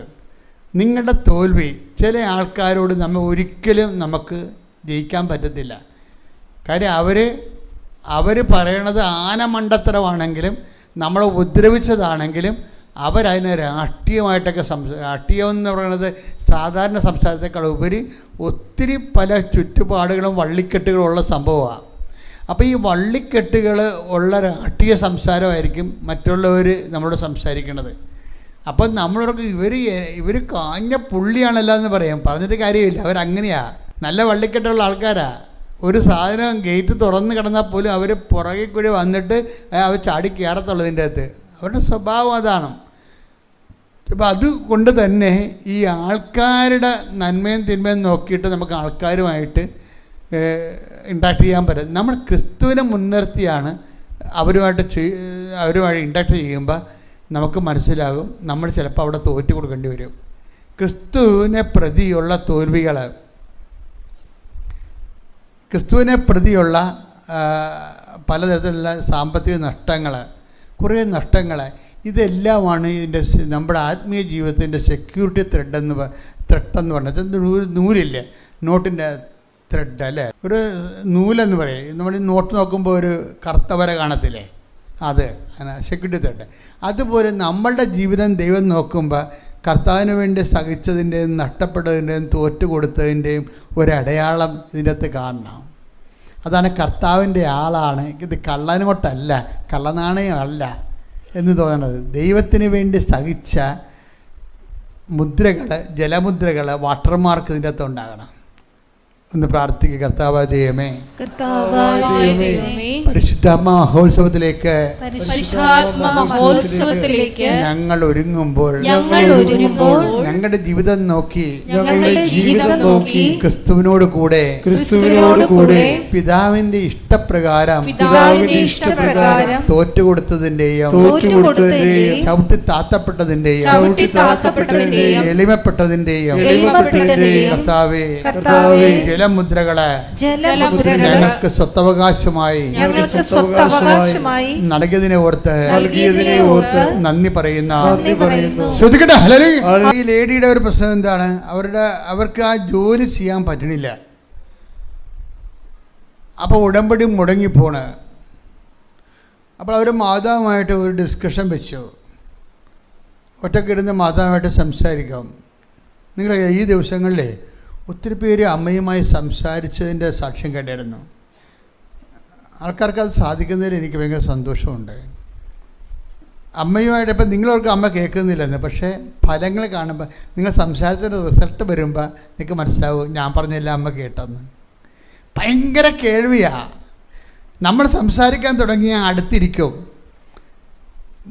നമ്മളോട് അപ്പയ്ക്കൂടെ സംസാരിക്കത്തില്ല, പക്ഷേ നമ്മുടെ റിസൾട്ട് നോക്കുമ്പോൾ ഇതെല്ലാം കേട്ടതിൻ്റെയും മറുപടി പറഞ്ഞതിൻ്റെയും അടയാളം കാണും. കൈയടിച്ച് ശ്രദ്ധിക്കട്ടല്ലേ. അപ്പോൾ ഇവർ തമ്മിലൊരു ഡിസ്കഷൻ നടത്തി. എന്നിട്ട് രശ്മി തോമസ് അമ്മയോട് പറഞ്ഞു, അമ്മേ ഞാൻ ജോലി രാജിവെക്കുകയാണ്, എനിക്ക് ഉടമ്പടി മതിയെന്ന് പറഞ്ഞു. ഉടമ്പടിയും ജോലിയും കൊണ്ട് പോക്കാൻ പറ്റണില്ല. അപ്പം അതുകൊണ്ട് ഇവരെന്ത് ചെയ്ത് ഉടമ്പടി ജീവിതം, നമ്മളീ പറഞ്ഞ പോലെ ഉടമ്പടി, നിങ്ങൾക്ക് ഉടമ്പടി എന്ന് പറഞ്ഞാൽ രാവിലെ എഴുന്നേറ്റ് പ്രത്യക്ഷ പ്രാർത്ഥന ചെല്ലുക, അല്ലെങ്കിൽ പച്ചത്തിരി കത്തിക്കുക, നീലത്തിരി കത്തിക്കുക, അല്ലെങ്കിൽ ആരെങ്കിലും 2 പത്രം കൊടുക്കുക. അതാണ്. അങ്ങനെ ഇവർക്ക് അങ്ങനെയല്ല. ഇവർക്ക് ഉടമ്പടി ജീവിതമാണ്. അതാണ് വ്യത്യാസം. ജീവിതമായതുകൊണ്ട് എന്ത് ചെയ്യുന്നത് വെച്ച് കഴിഞ്ഞാൽ ഇവർക്ക് അതിൻ്റെ അത് കൺവിൻസ്ഡാണ്. നല്ല ആന്തരിക അഭിഷേകം, ഉടമ്പടി ഒരു ജീവിതം പോലെ കിട്ടിയ ആരാ. അതിന് എന്ത് ചെയ്യുന്നത് വെച്ചാൽ ഇവർ ഭർത്താവിനെ കൊണ്ട് ഉടമ്പടി എടുപ്പിച്ചിട്ടുണ്ട്. ആ വീട്ടിൽ 2 മക്കളുണ്ട്. 2 മക്കൾക്കും പ്രൈവറ്റ് ഉടമ്പടിയുണ്ട്. ഒന്ന് ചിന്തിക്കുക, ഒരു വീട്ടിൽ 4 ഉടമ്പടി. ഞാൻ ആദ്യം ഓർത്തതേ ഈ ആൾക്കാർക്ക് പൈസയ്ക്ക് ചിലവല്ലേ, അതുകൊണ്ട് ഒറ്റ ഉടമ്പടി മതിയെന്നാണ്. ഒരു കുടുംബത്തിന് ഒരു ഉടമ്പടി മതിയെന്നാണ് ചിന്തിച്ചത്. ഇപ്പോഴും ഞാൻ അങ്ങനെ തന്നെ ചിന്തിക്കണത്. പക്ഷെ ചില ആൾക്കാർ ഇങ്ങനെയും ചെയ്യുന്നുണ്ട്. അവർക്ക് പൈസ ഉള്ളതുകൊണ്ടാണ് അങ്ങനെ ചെയ്യണത്. പൈസ ഇല്ലാത്തവർ ചെയ്യേണ്ട ഒരു കാര്യമില്ല. പക്ഷേ എന്താ പ്രശ്നം, ഇങ്ങോട്ട് ഉടമ്പടിക്കല്ല പൈസ വേണ്ടത്. നിങ്ങൾ അങ്ങോട്ടും ഇങ്ങോട്ട് വരണ്ടേ. യാത്ര ഒരു ദിവസത്തെ ജോലിയും കളഞ്ഞിട്ട് ഇവിടെ വരണം, തിരിച്ചു പോകണം. ലക്ഷ്മിത്തോസിന് ഉടമ്പെടുക്കാൻ വേണ്ടി കുറേ തടസ്സങ്ങളുണ്ട്. ഇവർ ഒമാനിൽ നിന്ന് നാട്ടിൽ വന്നിട്ട് ഉടമ്പെടുക്കാൻ പറ്റുന്നില്ല. ഒമാനിൽ തന്നെ ഇവരിങ്ങനെ ഈ കുർബാന ഇല്ലാത്ത സമയത്തൊക്കെ അഖണ്ഡജപമാല ചൊല്ലി ദൈവമായിട്ട് ബന്ധമായി കഴിഞ്ഞപ്പോൾ ദൈവം ഇവർക്ക് ഒരു പാട്ട് കൊടുക്കും. ഇവർക്ക് കൃപാസനത്തെക്കുറിച്ചൊന്നും അറിയത്തില്ല. വെറുതെ ആരോ പറഞ്ഞ് കേട്ടിട്ട് ഇവർ തന്നെത്താൻ ഉള്ളിലൊരു പാട്ട് വരും ഇവരുടെ ഉള്ളിൽ. എന്താണ്? കൃപാസനത്തിൽ വരണമേ, എന്നെ കൊണ്ടുവരണമേ അമ്മേ എന്നും പറഞ്ഞുകൊണ്ട് സ്വന്തമായിട്ടൊരു പാട്ട് പാടും. കുറച്ച് കഴിഞ്ഞപ്പോൾ അവർക്ക് മനസ്സിലായിട്ട് ഇത് കൃപാസനത്തെക്കുറിച്ചല്ല ഞാൻ പാടിക്കൊണ്ടിരിക്കണത്. അപ്പോഴാണ് അവർക്ക് മനസ്സിലായത് അമ്മ കൃപാസനത്തിലോട്ട് ഇവരെ വിളിക്കുകയാണെന്ന്. ഇവർ കൃപാസനത്തെക്കുറിച്ച് ആരുടെ ഇവരോട് പറഞ്ഞിട്ടില്ല. ഇവർ എവിടെയോ ഒരു നോളക്ഷം കിടപ്പുണ്ട്. പക്ഷെ അതിൻ്റെ പേരിൽ ഇവർക്കൊരു പാട്ട് വരികയാണ്. മാതാവ് വിളിക്കുന്ന പാട്ടിലൂടെ ഇവരെ കൃപാസനത്തിലോട്ട് അമ്മ വിളിക്കുമ്പോൾ ഇവർക്ക് ഭയങ്കര പ്രശ്നങ്ങളാണ്. എന്ന് വെച്ച് കഴിഞ്ഞാൽ ഇവർക്ക് കുറേ പ്രോബ്ലംസ് ഉണ്ട്.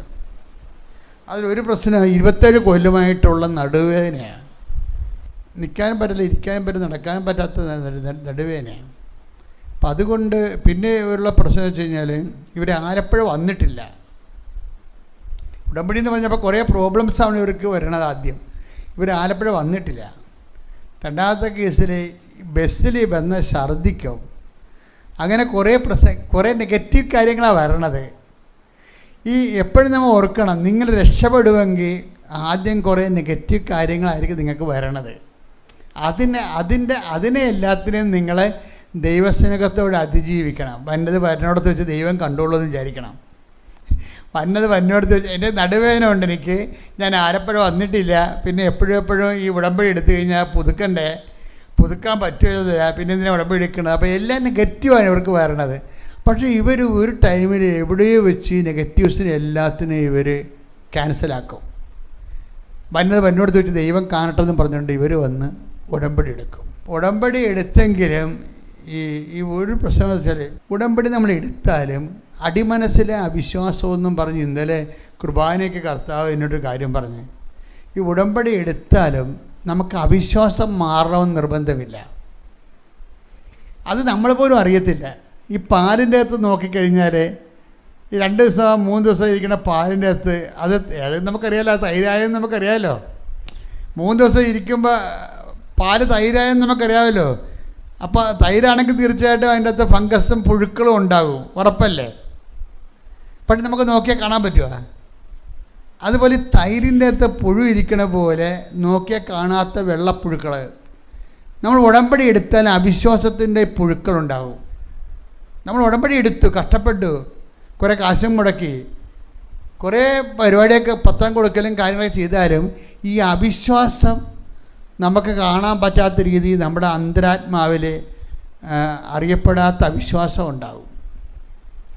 ഇത് കാര്യം ഇവരാണെങ്കിൽ ഒരുമാരപ്പെട്ടൊക്കെ ഇവിടെ കണ്ണി പിടിക്കും. കാര്യം ഇവർ ഉപയോഗിക്കുന്ന മെഷീനറിയൊക്കെ ഇടിപെട്ട മെഷീനറിയാണ്. ഇവിടുന്ന് പോകുമ്പോൾ ഇപ്പം നിങ്ങൾ തന്നെ ഭൂലോക ഉഴപ്പികൾ ഉടമ്പടി എടുത്തിട്ടുണ്ട്.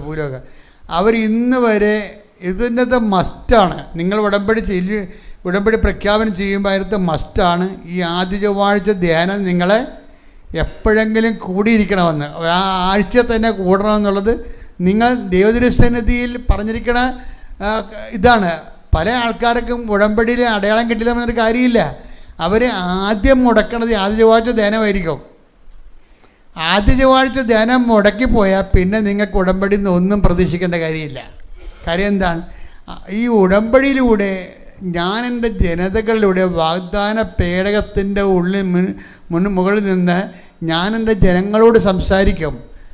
ആ വാഗ്ദാന പേടകത്തിൽ അടിസ്ഥിതമായ ഉടമ്പടി പ്രാർത്ഥനയെക്കുറിച്ചുള്ള ഉടമ്പടി ആധാരങ്ങളും എല്ലാം അഭിഷേക വചനം നൽകുന്നത് ഈ ആദ്യ ചൊവ്വാഴ്ച ആരാധനയ്ക്കാണ്. Take the word of God. ഞാൻ എൻ്റെ ജനങ്ങളോട് ഉടമ്പടി ഫലകത്തിൻ്റെ മുകളിലൂടെ പേടകത്തിന് മുകളിലൂടെ സംസാരിക്കും. പുറപ്പാട് 25:22. പുറപ്പാട് 25:22. അവിടെ വെച്ച് ഞാൻ നിന്നെ കാണും. കൃപാസനത്തിന് മുകളിൽ നിന്ന് സാക്ഷ്യപേടകത്തിന് മീതെയുള്ള കെരൂബുകളുടെ നടുവിൽ നിന്ന് ഞാൻ നിന്നോട് സംസാരിക്കും. ഇസ്രായേലിന് വേണ്ടിയുള്ള എന്റെ കൽപ്പനകളെല്ലാം ഞാൻ നിന്നെ അറിയിക്കും. പുറപ്പാട് 25:22 ഈ ആദ്യ ചൊവ്വാഴ്ച ധ്യാനം എന്ന് പറയുന്നത്. അത് ആ കെരൂബുകളുടെ ഇടയിലുള്ള സ്ഥലത്താണ് ദൈവത്തിൻ്റെ വസിപ്പ്. ആ ദൈവത്തിൻ്റെ വാഗ്ദാനപടത്തെക്കുറിച്ചാണ് ഞാൻ പറയണത്. ആ വസിപ്പിലൂടെ എല്ലാ ശനിയാഴ്ചകളിലും ദൈവം ജനങ്ങളോട് സംസാരിക്കും. മോസസിനോട് കൂടാരത്തിൽ വെച്ച് സംസാരിക്കും. അപ്പം സംസാരം ഒഴിവാക്കിക്കൊണ്ട് ഒരു ഉടമ്പടി ജീവിതമില്ല. അപ്പം അതുകൊണ്ട് തന്നെ നിങ്ങൾ ഈ യൂട്യൂബിൽ നിങ്ങൾക്ക് എന്തുകൊണ്ടാണ് ലൈവായിട്ട് ഇത് ഇട്ടിട്ട് തരണത്? ഇത് നിങ്ങൾ കേൾക്കാനും ഓരോ സമയത്ത് അപ്ഡേഷൻ പ്രാപിക്കാനും വേണ്ടിയാണ്. പറഞ്ഞ കാര്യങ്ങൾ എന്തുകൊണ്ട് അച്ഛൻ വീണ്ടും പറയാത്തത്? അത് ഒരിക്കൽ പറഞ്ഞതാണ്. ഒരിക്കൽ പറഞ്ഞ പുതിയ പുതിയ കാര്യം കർത്താവ് വെളിപ്പെടുത്തുന്നത് കൊണ്ടാണ് പഴയ കാര്യങ്ങൾ പറയാൻ പറ്റാതെ വരണത്. പഴയ കാര്യങ്ങൾ അറിയണമെങ്കിൽ പഴയ ധ്യാനങ്ങൾ കൂടണം. നിങ്ങൾ കൈയടിച്ച് സ്തുതിക്കട്ടെ. ഹല്ലേലൂയ. പരമ ദിവ്യകാരുണ്യത്തിന് എൻ്റെ പ്രിയപ്പെട്ടവരെ, അതുകൊണ്ട് ധ്യാനം പ്രധാനപ്പെട്ടതാണ് ഇതിനകത്ത്. അപ്പം ഇവർ രശ്മി തോമസ് ധ്യാനം കൂടുന്നത് എങ്ങനെയാണെന്നറിയോ? അവർ ടി വിയിലേക്ക് ഇത് കണക്ട് ചെയ്തതിന് ശേഷം വാതിലെല്ലാം അടച്ചിട്ട് അവർ പറയുന്നത് ഞാൻ പള്ളിയിൽ പോയാൽ എങ്ങനെയാണ് ധ്യാനം കൂടണത്, അതുപോലെ ഒറ്റ സ്ട്രെച്ചിനാണ് ഈ സംഭവം കൂടണത്. ഞാൻ ഈ ആദ്യ ചൊവ്വാഴ്ച ധ്യാനം മുറി അടച്ചിട്ട് ടി വിയിലോട്ട് കണക്ട് ചെയ്ത് നമ്മൾ തലയിൽ തുണി വിരിച്ച് നമ്മുടെ ശിരസ് നാട വിരിച്ചിട്ടിട്ട് പ്രാർത്ഥനാപൂർവ്വം അവിടെ ഇരിക്കണത്. അവിടെ ഇരുന്നിട്ട് ആ ധ്യാനം കർത്താവ് എന്താണ് ഈ ഉടമ്പടി ധ്യാനത്തിൽ പറഞ്ഞത്, അങ്ങനെ ശ്രദ്ധയോടെയാണ് അവരെ ചെയ്യണത്. അപ്പോൾ ഇതാണ് വിഷയത്തിൽ ഇവരുടെ ഏറ്റവും വലിയ ഗുണമെന്ന് പറയണത്, ഇവരുടെ വിശ്വാസത്തിൽ ദൈവത്തിന് അവിശ്വാസമില്ല. അതാണ് ഏറ്റവും വലിയ വിജയം എന്ന് പറയണത്. നമ്മുടെ വിശ്വാസത്തിൽ, എന്നാലും ഇവരുടെ വിശ്വാസത്തിൽ ദൈവത്തിന് അവിശ്വാസം ഇല്ലെങ്കിലും 1-2 ബാക്ടീരിയ അവിശ്വാസത്തിൻ്റെത് അവരുടെ ഉള്ളിൽ കിടപ്പുണ്ട്. അതിനെ കർത്താവ് കാണിച്ചു കൊടുക്കും. ഇപ്പം നമ്മുടെ ഒരു വിഷയം എങ്ങനെ അറിയാമോ? ഈ ആഫ്രിക്കൻ പായലെന്നും സംഭവമില്ലേ അല്ലേ? ഞാൻ ഒരിക്കൽ ആലപ്പുഴ സൈഡിലൂടെ പോയപ്പോൾ അവിടെ ഒരു JCB പോലെ വെള്ളത്തിൽ ഇറക്കി പണി ചെയ്യണ ഒരു JCB ഉണ്ട്. അതുപോലെ ഒരു സാധനം വെച്ചുകൊണ്ട് ആലപ്പുഴ തോട്ടിലെ പായൽ വാരുകയാണ്. അപ്പോൾ എനിക്ക് ചിരി വന്ന്. കാര്യം ഞാൻ 50 കൊല്ലമായി ആലപ്പുഴ വന്നിട്ട്. ആലപ്പുഴ നമ്മൾ എല്ലാ ആഴ്ചയിലും പോകില്ല. അപ്പോൾ ഈ 50 കൊല്ലമായിട്ട് പായൽ വാറുണ്ട്. ആ സംഘടനയുടെ പേരൊന്നും പറഞ്ഞിട്ട് കാര്യമില്ല. ചില സംഘടനകൾ പായൽ വാരാൻ വേണ്ടി മാത്രമുണ്ട് ആലപ്പുഴ. അവരെപ്പോഴും ഈ തോട്ടിലെ പായൽ കൊട്ടേഷൻ എടുക്കും, വാരിക്കൊള്ളാമെന്ന് പറഞ്ഞ്.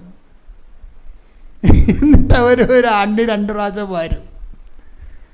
2 പ്രാവശ്യം വാരി അതാരും മൈൻഡ് ചെയ്യത്തില്ല. അപ്പോൾ വല്ല മലമ്പാമ്പ വല്ലതും ഉണ്ടെങ്കിൽ അതിനെ പിടിച്ച് തല്ലിക്കൊന്ന് ഈ ഫേസ്ബുക്കിലിടുമ്പോൾ അയ്യോ മലമ്പാമ്പെന്ന് പറഞ്ഞ ആൾക്കെല്ലാം കൂടി കയറി നോക്കി പായൽ വാരിക്കാണ് പരിപാടിയെന്ന്. ഇപ്പം ഇത് 50 കൊല്ലമായി തുടങ്ങിയിട്ടേ. ആലപ്പുഴ തോട്ടിൽ ഇപ്പോഴും പായൽ നിറഞ്ഞ് കിടപ്പുണ്ട്. ഈ സാധനം വാരി തീരത്തില്ല.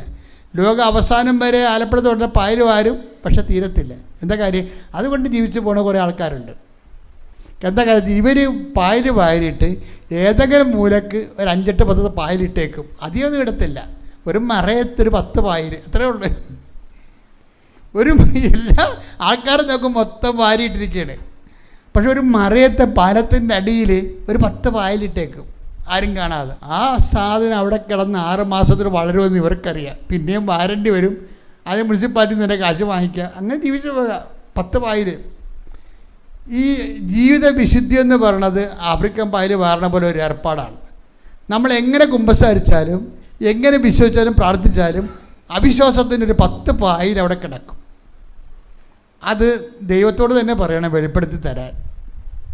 അവിശ്വാസത്തിൻ്റെ 10 പായൽ. ഈ സാധനം 6 മാസം കൊണ്ട് വളർന്ന് നമ്മുടെ ജീവിതം മൊത്തം അവിശ്വാസമാക്കിയെടുക്കും. അപ്പോൾ എന്താ വിഷയമെന്ന് പറഞ്ഞത്, ഇവർക്ക് ഈ ഞാൻ നേരത്തെ പറഞ്ഞില്ലേ, ഒരു 27 കൊല്ലമായിട്ട് ഇവർക്കൊരു നടുവേദന ഉണ്ടായിരുന്നു. ഈ നടുവേദന കൊണ്ട് ഒന്നാമത്തെ ഇവരുടെ വീട് കുറുമ്പ്രാടാണ്, ചങ്ങനാശ്ശേരി. അപ്പോൾ അവരുടെ പള്ളിയിലോട്ട് പോകണമെങ്കിൽ മേലോട്ട് കയറിപ്പോകണം. അപ്പോൾ ഈ നടുവിന് ഇങ്ങനെ പൊട്ടണ പോലെ വേദനയുള്ള ആൾക്കാർക്ക് പള്ളിയിൽ പോകാൻ പറ്റത്തില്ല. എന്നാലും പാവപ്പെട്ടവർ നടുവേ കൈ കൊടുത്തുകൊണ്ട് കർത്താവിൻ്റെ അടുത്ത് കയറിപ്പോകും കുർബാനക്ക്. അപ്പോൾ ഇത് ഉടമ്പടി എടുത്തെങ്കിലും വേദനയ്ക്ക് വലിയ കുറവൊന്നുമില്ല. അപ്പോൾ വേദനയ്ക്കൊന്നും കുറവില്ലാതെ ഇരിക്കുമ്പോൾ ഇവർ ദിവസം കിടപ്പായിപ്പോയി. എന്നാലും ഉടമ്പടിയുടെ കാര്യങ്ങൾ അവർ ഭംഗിയായിട്ട് ചെയ്യുന്നുണ്ട്, പറ്റുന്ന പോലെയൊക്കെ ചെയ്യുന്നുണ്ട്. പക്ഷേ വേദനയ്ക്കൊരു കുറവുമില്ല. അപ്പോൾ വേദനക്കുറവില്ല വന്നപ്പോൾ എന്നാ പറ്റുമെന്ന് വെച്ച് കഴിഞ്ഞാൽ ഇവർ പിന്നെ അവർ വാഷ്റൂമിൽ പോണവരെ ഇഴഞ്ഞാണ് പോണത്, നിരങ്ങി. ആരും ഉണ്ടായില്ലെന്ന് അങ്ങോട്ട് ഇങ്ങോട്ട് നോക്കിയിട്ടാണ് നിരങ്ങി പോവുകയാണ്. എന്തൊരു കഷ്ടം നോക്കി. അപ്പോഴും ഇവർ ഉടമ്പടി തന്നെ ജീവിക്കണമെന്ന് ഓർക്കണം. ഇങ്ങനെ നിരങ്ങി പോകുമ്പോഴും വാഷ്റൂമിലേക്ക് നിരങ്ങി പോകേണ്ടി വരുമ്പോഴും അവർ ഉടമ്പടിയോട് വിശ്വസ്തത കാണിക്കുന്നുണ്ട്. ഉടമ്പടി കുറച്ച് കഴിയുമ്പോൾ ഭർത്താവിനെ വിളിക്കും, എടോ എനിക്ക് തീരെ പയ്യെ കേട്ടാ. അപ്പോൾ ഈ നിരങ്ങിയാണല്ലോ വാഷ്റൂമിൽ പോയിട്ട് തിരിച്ചു വന്നിട്ട് ഭർത്താവിനെ വിളിക്കും, എടോ എനിക്ക് തീരെ വയ്യ കേട്ടാ. അപ്പോൾ ഭർത്താവ് പറയും, ഇത്തിരി നേരം വെയിറ്റ് ചെയ്യും. അപ്പോൾ എന്നാലും ഞാൻ തിരക്കാണ് ജോലിക്ക്, ഞാൻ എളുപ്പം വരാമെന്ന് പറയും. പക്ഷേ എളുപ്പം വരാമെന്ന് പറഞ്ഞെങ്കിലും പുള്ളിക്കാരൻ്റെ തിരക്ക് കഴിഞ്ഞിട്ട് ആ ജോലിയെല്ലാം തീർത്ത് വരുമ്പോൾ രാത്രി 11 മണിയാവും. അപ്പോൾ രാത്രി എന്നാൽ നമുക്ക് പോയേക്കാന്ന് പറയുമ്പോൾ പറയും, ഇനിയിപ്പോൾ പോയിട്ട് കാര്യമില്ല, നല്ല ഡോക്ടർമാരും ഉണ്ടാകത്തില്ലെന്ന് പറയും. ഇവർ നേഴ്സാണല്ലോ, ആശുപത്രിയിലെ കാര്യം അവർക്കറിയാം. അതുകൊണ്ട് രാത്രി 11 മണി കഴിഞ്ഞാൽ നല്ല ഡോക്ടർമാരും ഉണ്ടാകത്തില്ല. എന്ന് വെച്ച് കഴിഞ്ഞാൽ അവർ ഹൗസ് സർജൻസിലുള്ള ആൾക്കാർ അറ്റൻഡ് ചെയ്യാൻ വേണ്ടി, അത് അറ്റൻഡ് ചെയ്യണതിന് വലിയ അനുഗ്രഹമാണ് കേട്ടോ. അവരെ കുറച്ചാക്കി പറയാനില്ല. ഞാൻ ഒരുത്തൻ എൻ്റെ കൂടെ നിന്നാലും ഒരുത്തൻ വെള്ളം അടിച്ച് ഉറങ്ങാപ്പന്ത് തിന്ന്. ഞാൻ ശാന്തമ്പാറ ധ്യാനിപ്പിക്കാൻ പോയിരിക്കുകയായിരുന്നു. ശാന്തമ്പാറയെ ധ്യാനിപ്പിക്കാൻ പോയി തിരിച്ചു വന്നപ്പോൾ വണ്ടി ഓടിക്കുന്നതിനെ കാണാനില്ല. മനോജല്ല കേട്ടോ, വേറെ ഒരുത്തരുണ്ടായിരുന്നു, വണ്ടി ഓടിക്കുന്നതിനെ കാണാനില്ല. അപ്പോൾ അവരെ കൊണ്ട് രാത്രി ടോർച്ചും തിരക്കി ഞാൻ എല്ലായിടത്തും നടക്കുകയാണ്, എൻ്റെ പേരും വിളിച്ചുകൊണ്ട്.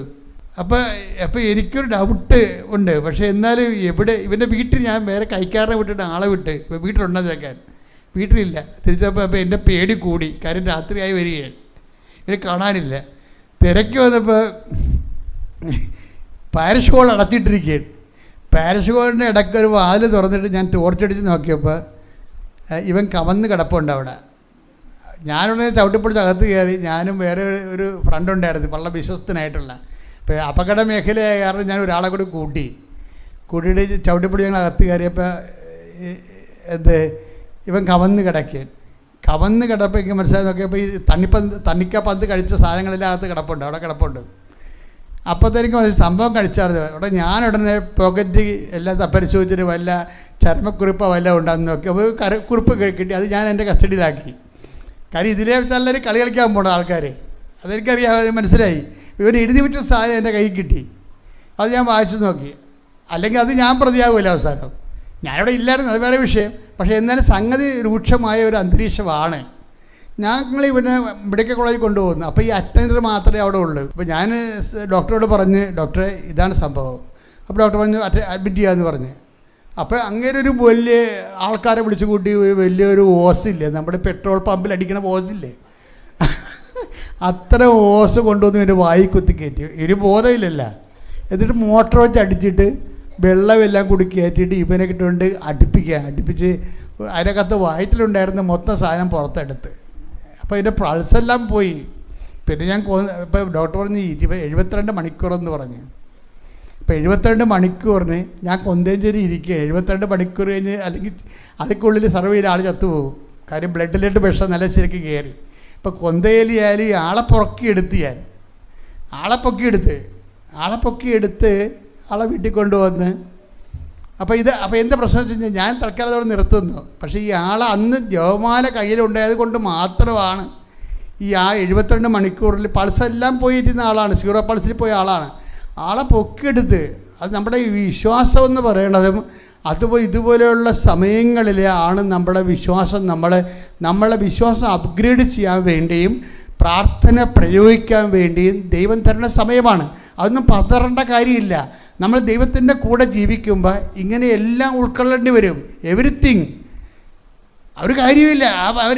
അവന് സംഭവിച്ചതെന്ന് വെച്ച് കഴിഞ്ഞാൽ അവിടെ ഫുട്ബോൾ കളി അടിയുണ്ടായപ്പോൾ പോലീസുകാരെ വിളിച്ച് അവിടെ ഗ്രൗണ്ടിൽ വന്നപ്പോൾ ഇവൻ ഓടി എൻ്റെ പാരിഷ് ഹാളിൽ വന്നിരുന്ന്. അപ്പോൾ 2 കുഞ്ഞുങ്ങൾ വന്നു വെച്ചാൽ അവനോട് പറഞ്ഞ്, ചേട്ടാ ഈ മാങ്ങ കിടക്കണ്ടല്ലോ, 2 മാങ്ങ എറിഞ്ഞ് തരുവാന്ന് ചോദിച്ചു. അത്രേ ഉള്ള സംഭവം. അവന് മാങ്ങ എറിഞ്ഞപ്പോൾ വീണത് ഉതളങ്ങയാണ്. അത് ഉതളങ്ങയും മാങ്ങയും ഒരുമിച്ച് കിടക്കുകയായിരുന്നു അവിടെ. 2 ഉതളവും മാവും ഓരോ പ്രലോഭനം തന്നെ വഴികളെ. അതായത് ഇതാണ് ജീവിതം എന്ന് പറയണത്. എന്ന് വെച്ച് കഴിഞ്ഞാൽ നമുക്കറിയത്തില്ല. ഇപ്പം നോക്കിയാൽ ഒരു സ്ഥലത്ത് ഉതളവും നിൽക്കണ്, അതിൻ്റെ അരിയിൽ തന്നെ മാവും നിൽക്കണ്.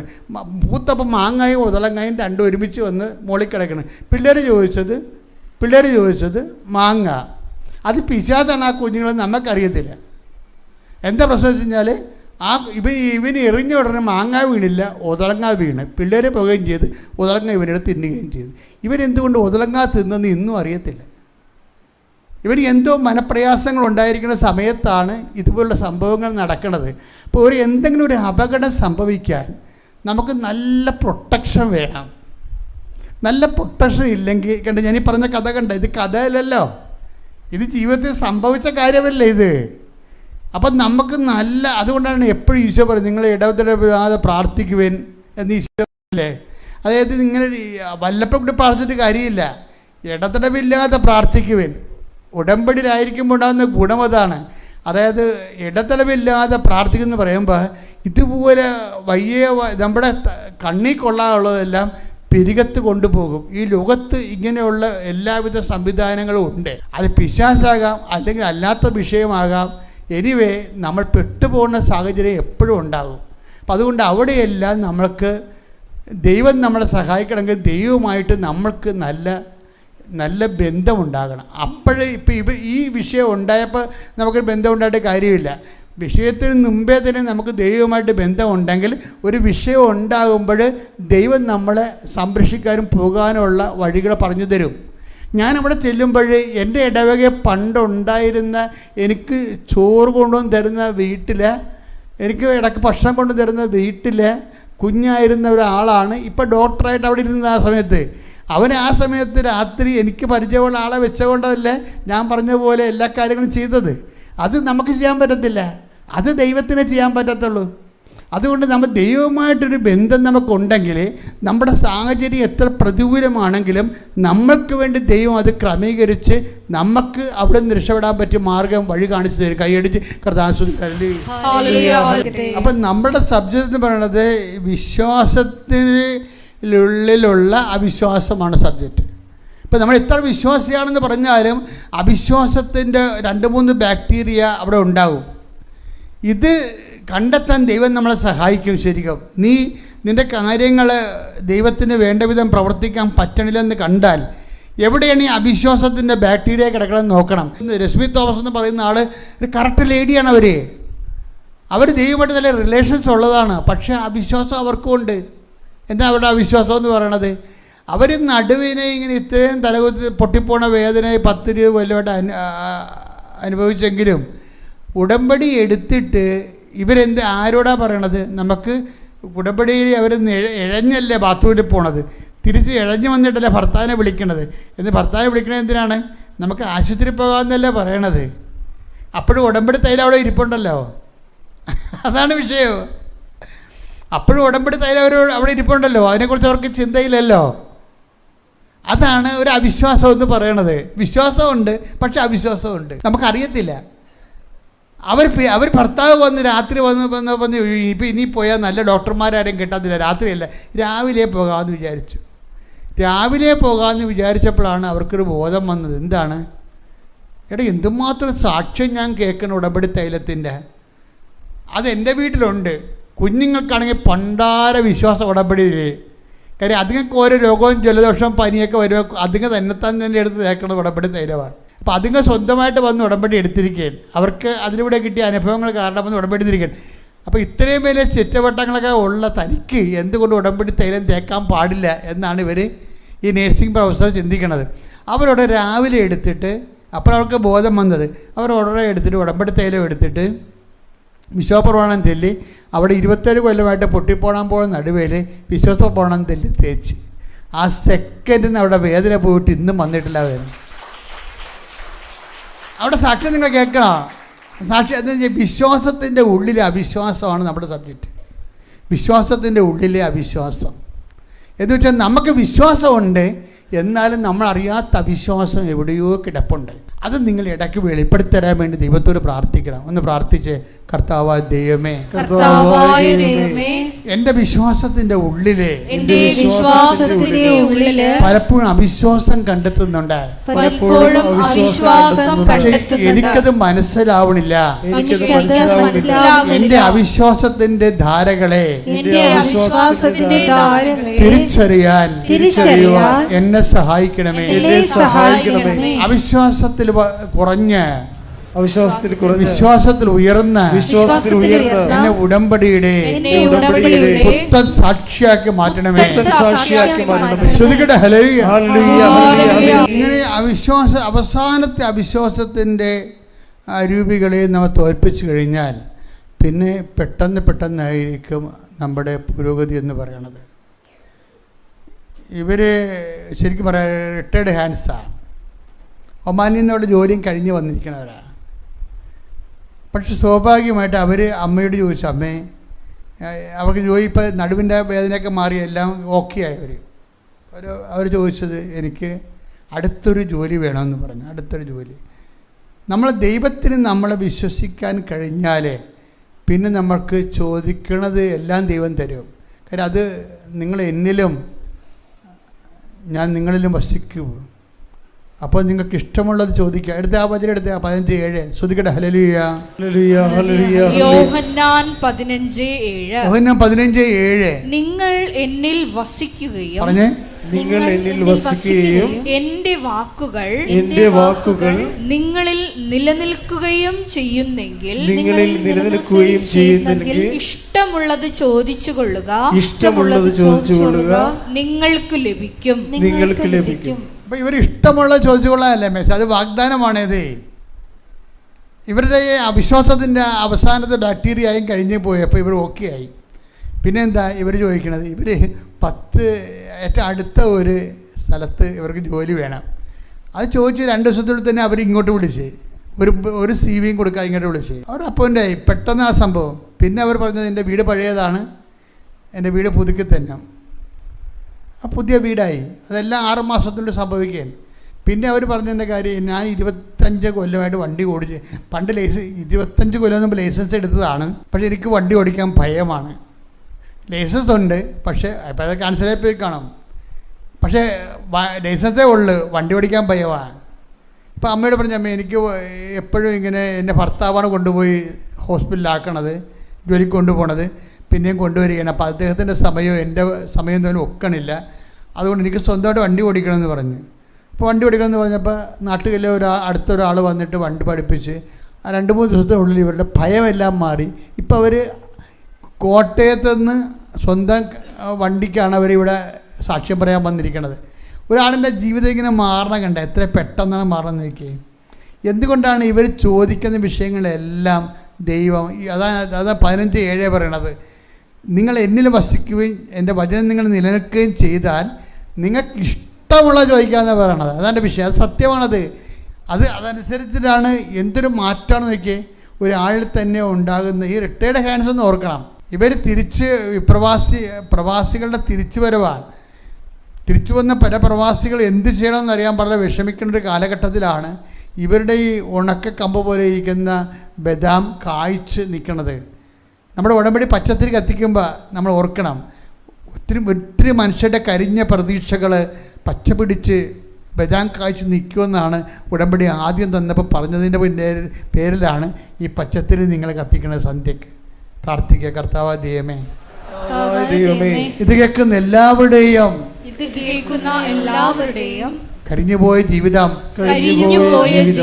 കർത്താവേ നിറയെ പുഷ്പിക്കാനും ഇലച്ചിലുണ്ടാകുവാനും ഞങ്ങളെ ഉടമ്പടിയുടെ പുതിയ അഭിഷേകം നൽകി അനുഗ്രഹിക്കണമേ.